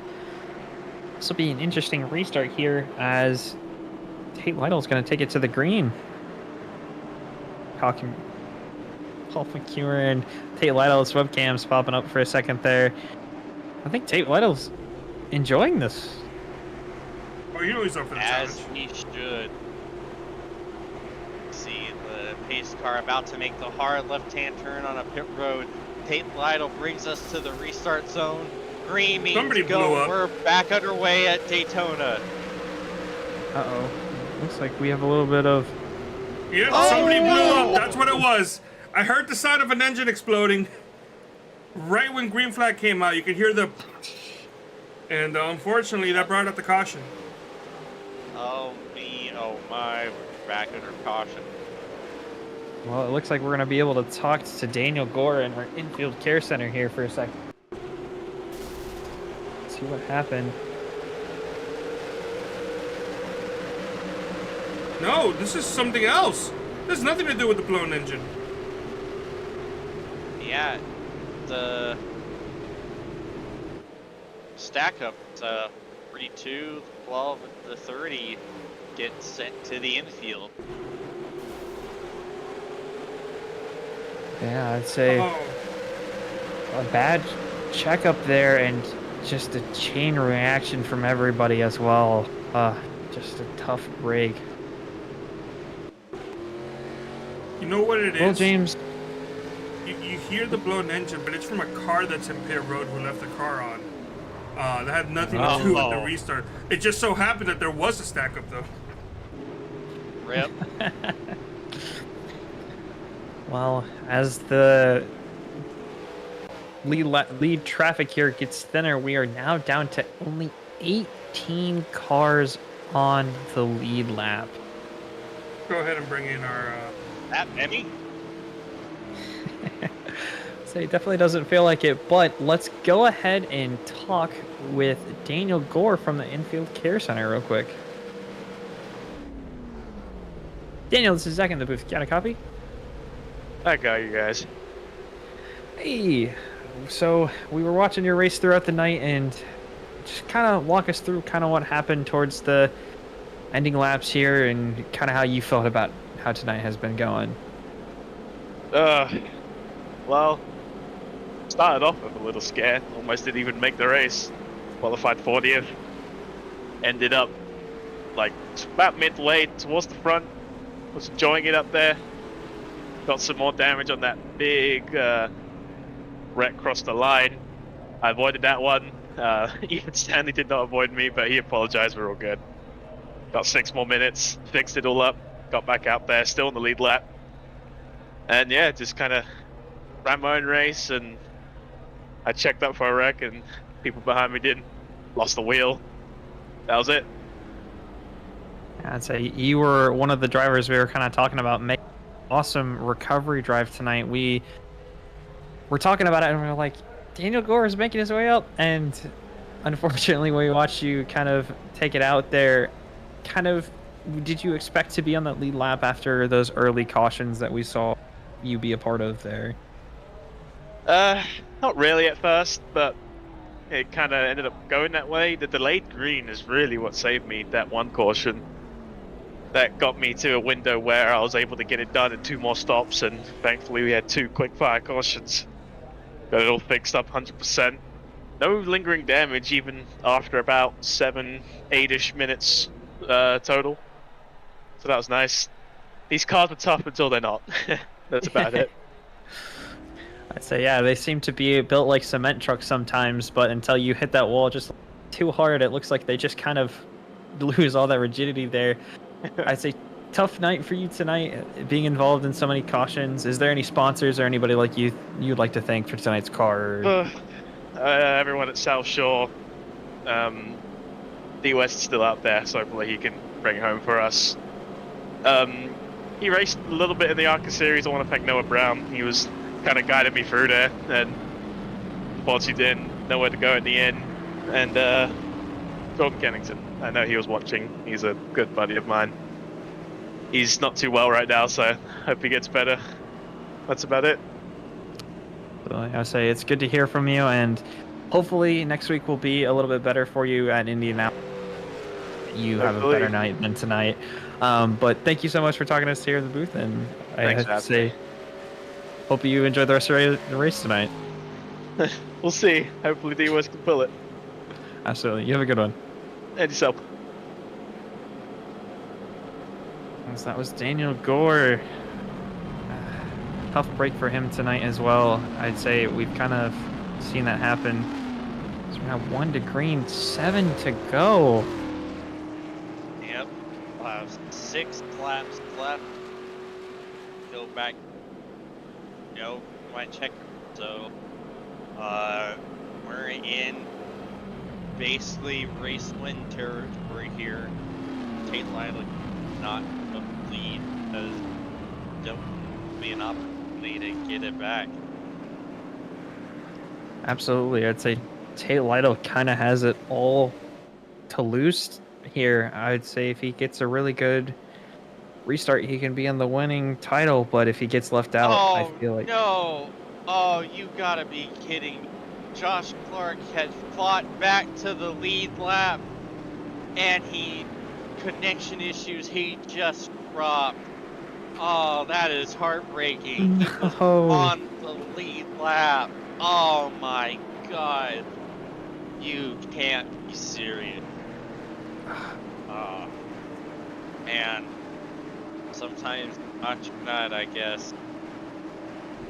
As the pace car getting ready, make that hard left pit road. Tate Lytle will bring us to the start zone. Green means going. We're back underway at Daytona. What might be the final time here, and a not good restart from Cale Pocock in P3. Good start though from Tate Lytle and Wadesworth there, kind of pulling away as Cale Pocock and Westergreen there are gonna kind of make their way back up, and I think we're gonna have a single file front line here. Yeah, no, not anymore. Here comes Westergreen, trying to see if he can drive his way up to the front. Don't think he's gonna have that good of a slipstream or how to get him in a push. He's not gonna drop down, and he's just gonna get freight train. Yeah, I don't know if that was that good of a move by Westergreen there. I would try to wait just a little bit. He's going to lose a couple spots for that now, as here comes Pocock. He's making his move. He jumps to the outside. I don't know if it's going to be enough. It's going to probably be like what Westergreen tried to do, and he's just going to have enough of a momentum to get in front of Tate Lytle. Oh, that was almost bad. Bit of a wiggle for Westergreen, but he'll gather it back up. 5 laps of racing to go at Daytona. We're still green as they're still kind of getting all over the place. Wadesworth is staying behind there as they're 3 wide in that back pack there. Yeah, Westergreen lost so much momentum from that. And he's fallen back to that second pack. That is unfortunate for David Westergreen. 4 laps to go. Around here, and it looks like Andrew Rucker tried the same move as Westergreen and JP Phillips. I'm sorry. Actually, no, I think it was JP Phillips to make the move to the lead there as more cars are joining this lead pack here. That they are under siege now. It's anyone's game at this point. Looks like Paul Mikolajczyk is trying to make that second group join the lead lap and put his nose in the fight for this, as we are now 3 to go. Pocock side by side with Lytle for the race lead. He's got Rucker right behind trying to push him, but Lytle inches back ahead. Lytle's doing a really good job of commanding that bottom line there. The top line doesn't look like it has the numbers to make it competitive, but Oh, Cale oh, Pocock, 3 wide. Oh, there's make it turn. Lytle up in the field. They're all wrecking. Oh, three's upside down. The 88 riding the wall. Oh my goodness, and that's gonna do it. But who's gonna win this race? I think Cale Pocock was able to make it through. I couldn't really see if he did or not, but I think he was the only one to make it through. And he was! I think you're right. Cale Pocock is the leader of this race. Wow. Oh. Oh, wow. A lot of things Pocock. happened there. Looks like Kendall Player is gonna be second.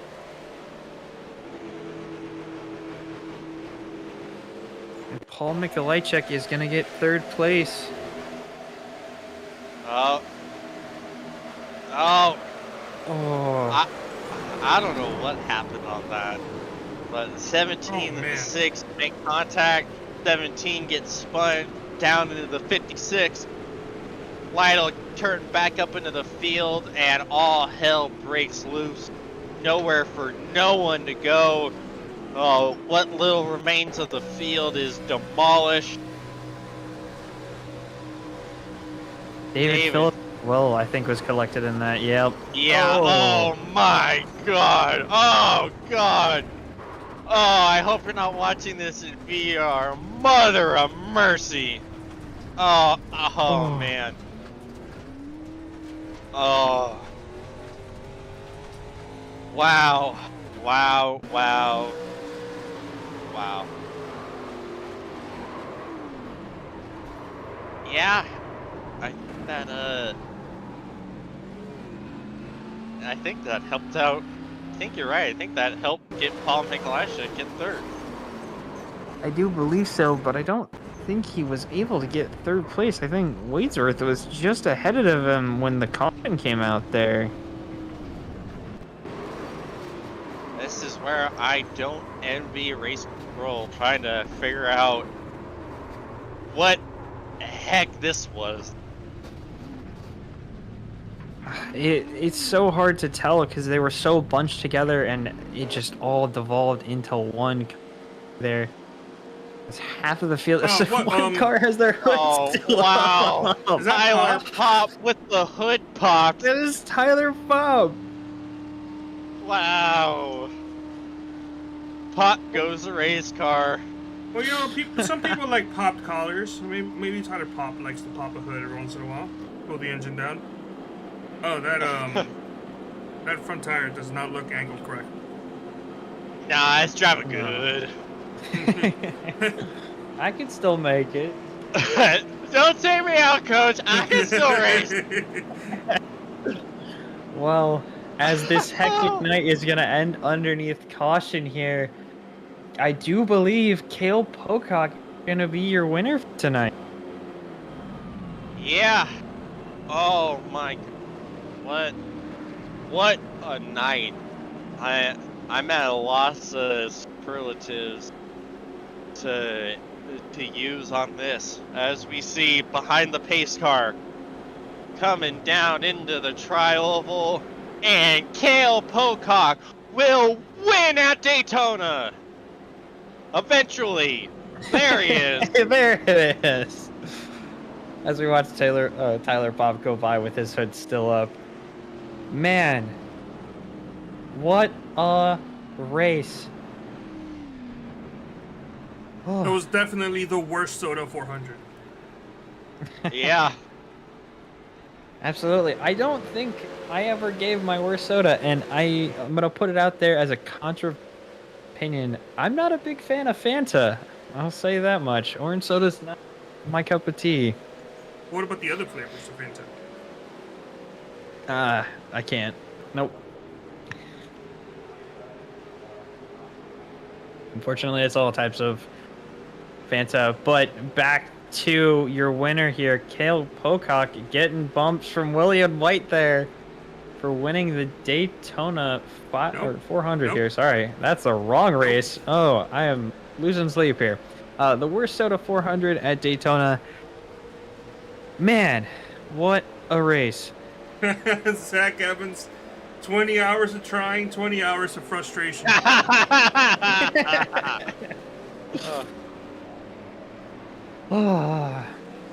Well, James, I feel like we need to wrap this up a little bit here.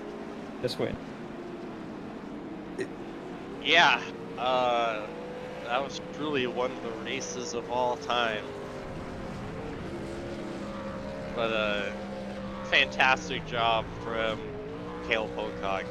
Like, I know we said that every car was involved in an incident, but I really can't quite remember what incident Cale Pocock. You know, now that you mention it, I don't think I remember one either. I think one of the lucky few from tonight, if there was any other Cale So that made it out unscathed. I typed up Cale Pocock's name on our list of incidents or off tracks or whatever notoriety thing that SDK tracks, and his name came up twice on lap 71 and on lap 77. Well, there you have it. I guess he was not one of the lucky ones. I don't think anybody was lucky enough tonight to make it out of this unscathed. Yeah, no, you're not. No one made it out unscathed, but in a race, we're just keeping it clean. Cale kept cleaning.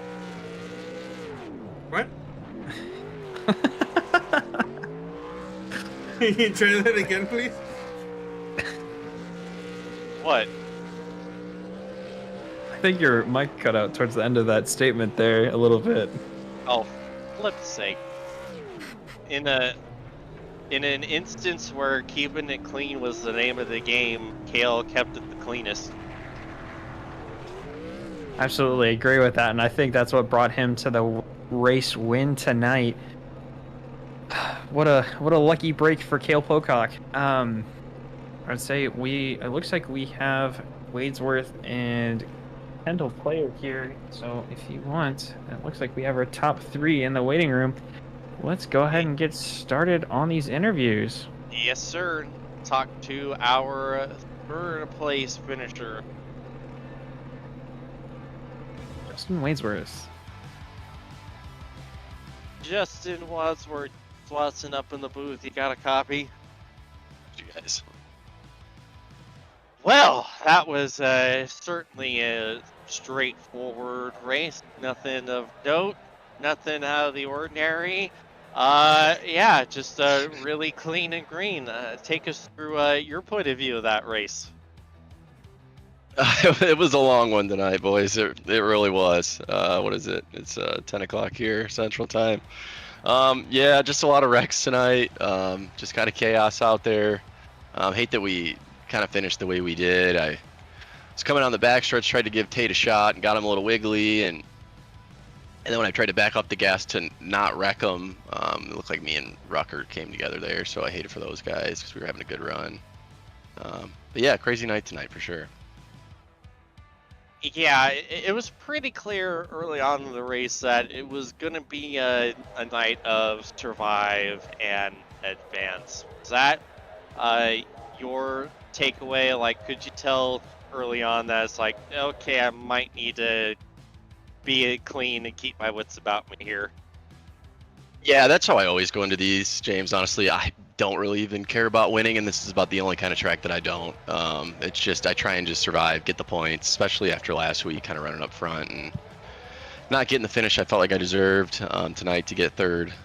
I'll definitely take it. I was like I said, I'm bummed for Tate though. I was willing to push him all the way to the start finish, and he could win, and I'd be happy with second. So just to come home with the top 3 obviously feels good for sure. Yeah, you got a front row seat for a lot of tonight's interesting moments. I just want to ask, for lack of a better word, which one was your favorite? Because boy, howdy, you saw some gnarly wrecks out there. I don't know about my favorite. I don't really have too many favorites unless I'm the one not in it. So I have to go back and watch it. I'd say probably the last one, just because I was able to straighten the car out and still come back third. I can't believe iRacing let me pass the ball back under caution. So I'd say yeah, that one's got to be my favorite, I guess.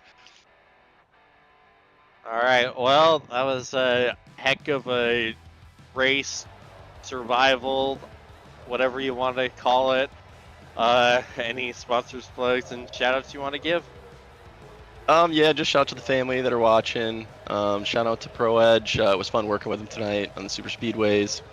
Shout out to you guys. You guys do an awesome job in the booth. And I know you guys did the charity race too, which was super cool. You guys are a great group of guys, and do an awesome job up there. And then lastly, shout out to Chad for organizing all this. I know it's a lot, with all of us knuckleheads on the track there, but overall he does a great job. So thank you to all you guys.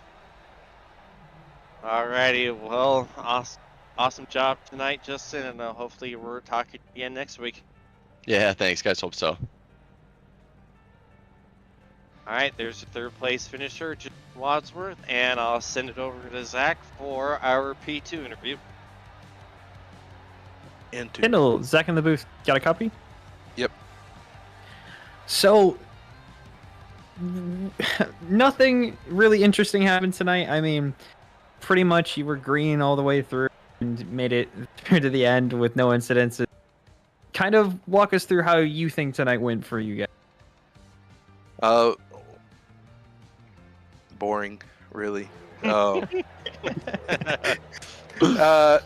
With that said, I did have my struggles and opportunities. I got a little antsy when I got up front the first time, and then screwed myself a little over going 2 down because I went down pit road and sped, just trying to get out the way because I didn't really want to be up there through wide that early.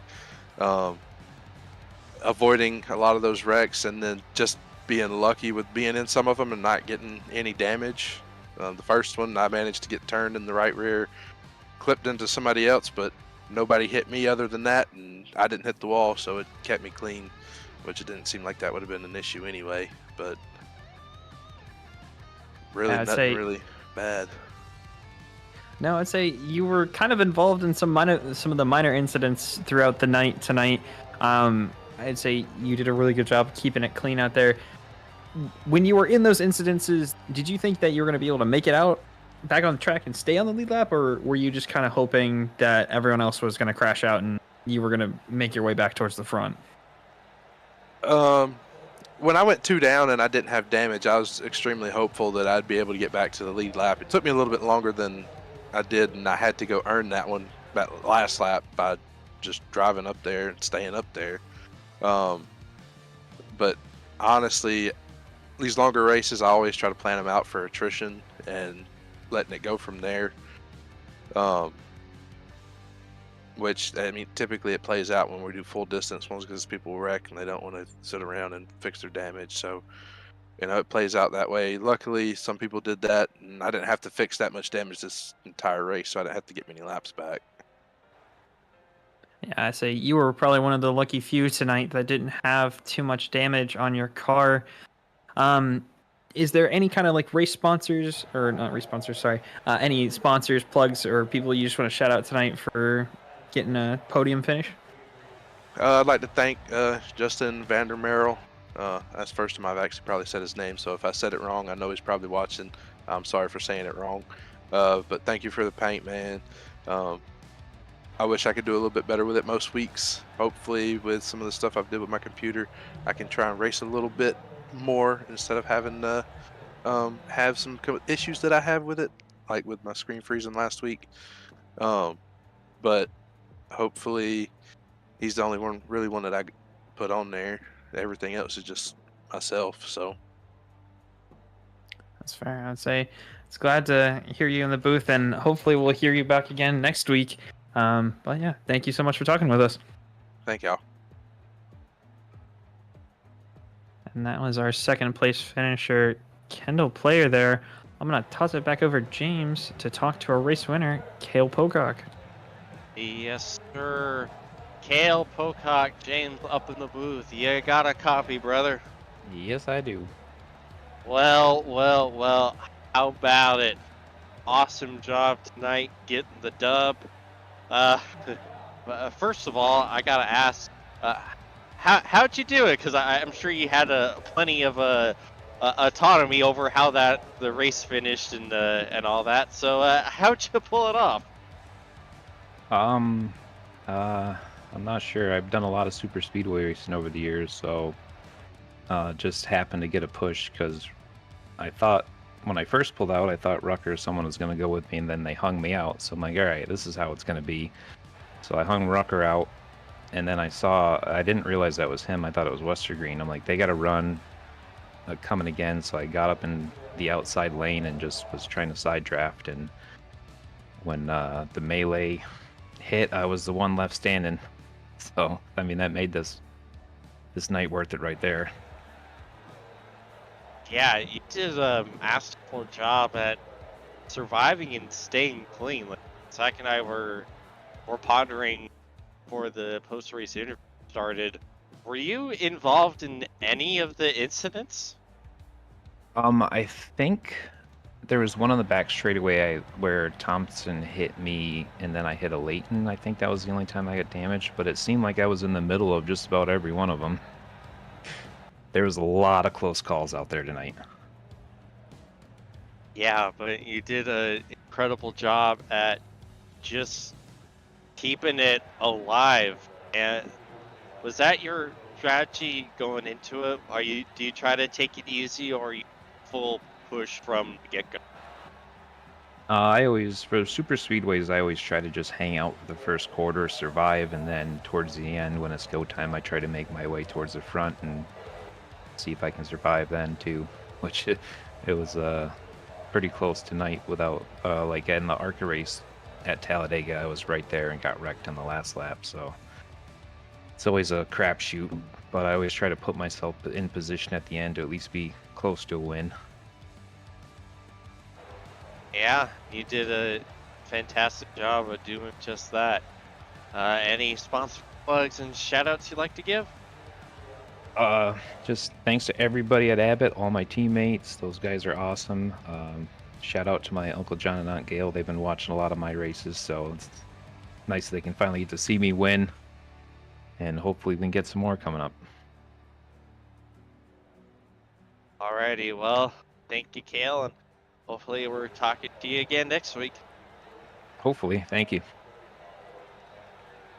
There's our race winner, Kale Pocock, and well, Zach, how about it? What a night here tonight.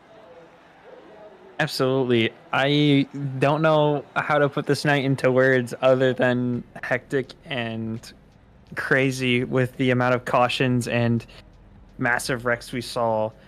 And half of the field, I think over half the field by the end of it, not being on. So I don't know what else to call it. James, help me out here. Try to put what we saw tonight in words. I don't know if I want to go dumpster fire, but it was definitely a race I don't think any of us will ever forget. But well, the worst soda 400 is in the books, and anything else you want to add, Carlos? Anything else we got to add? We got to go over the final race results. I don't think we've done that. Unfortunately, the graphic itself doesn't appear to be working. Not sure why, but we can still read over the ticker. All right. I will go ahead and start it off. Our final race results. Kale Pocock, your race winner, from Kendall Player and Justin Wadsworth, your top 3. Paul Mikolajczyk and Johnny Thomas round out the top 5. Then David Westergreen, Ryan Borges, who was without his front bumper for most of the night, brings them 7th. Tyler Popp, Jacob Adams, and William White round out the top 10. Connor Thompson, Andrew Recker, David Phillips, Tate Lytle, Joey Bailey, the top 15. Aaron Smith in 16th. Leighton Norgard, 17th. JP Phillips, Paul Schmallenberg, and Chad Frankenfield rounding out the top 20. And I will pass it over to Zach for our remaining finish. Tyler Fody in 21st, Gavin Hibbs in 23rd, and 23rd is Frank Fody there. Clark Taylor in 24th and 25th, 26th Taylor Crump, 27th Dave Huckleberry, 28th Mark Rables, and 29th Daniel Gore, 30th Jesse Racimas, 31st Jonathan Cutlip, 32nd Ethan Stanley, 33rd Dave Campbell,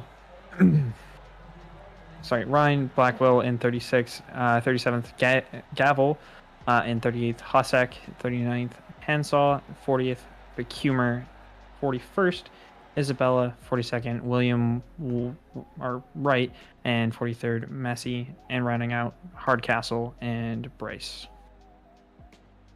sorry. Alrighty, well, that will do it from the virtual Daytona International Speedway. Hey, I am James Watson with my partner Zach Imel and Carlos Acosta, our producer, and we're gonna say so long, and we'll see you next week for the Brickyard 400. Have a good night, everybody.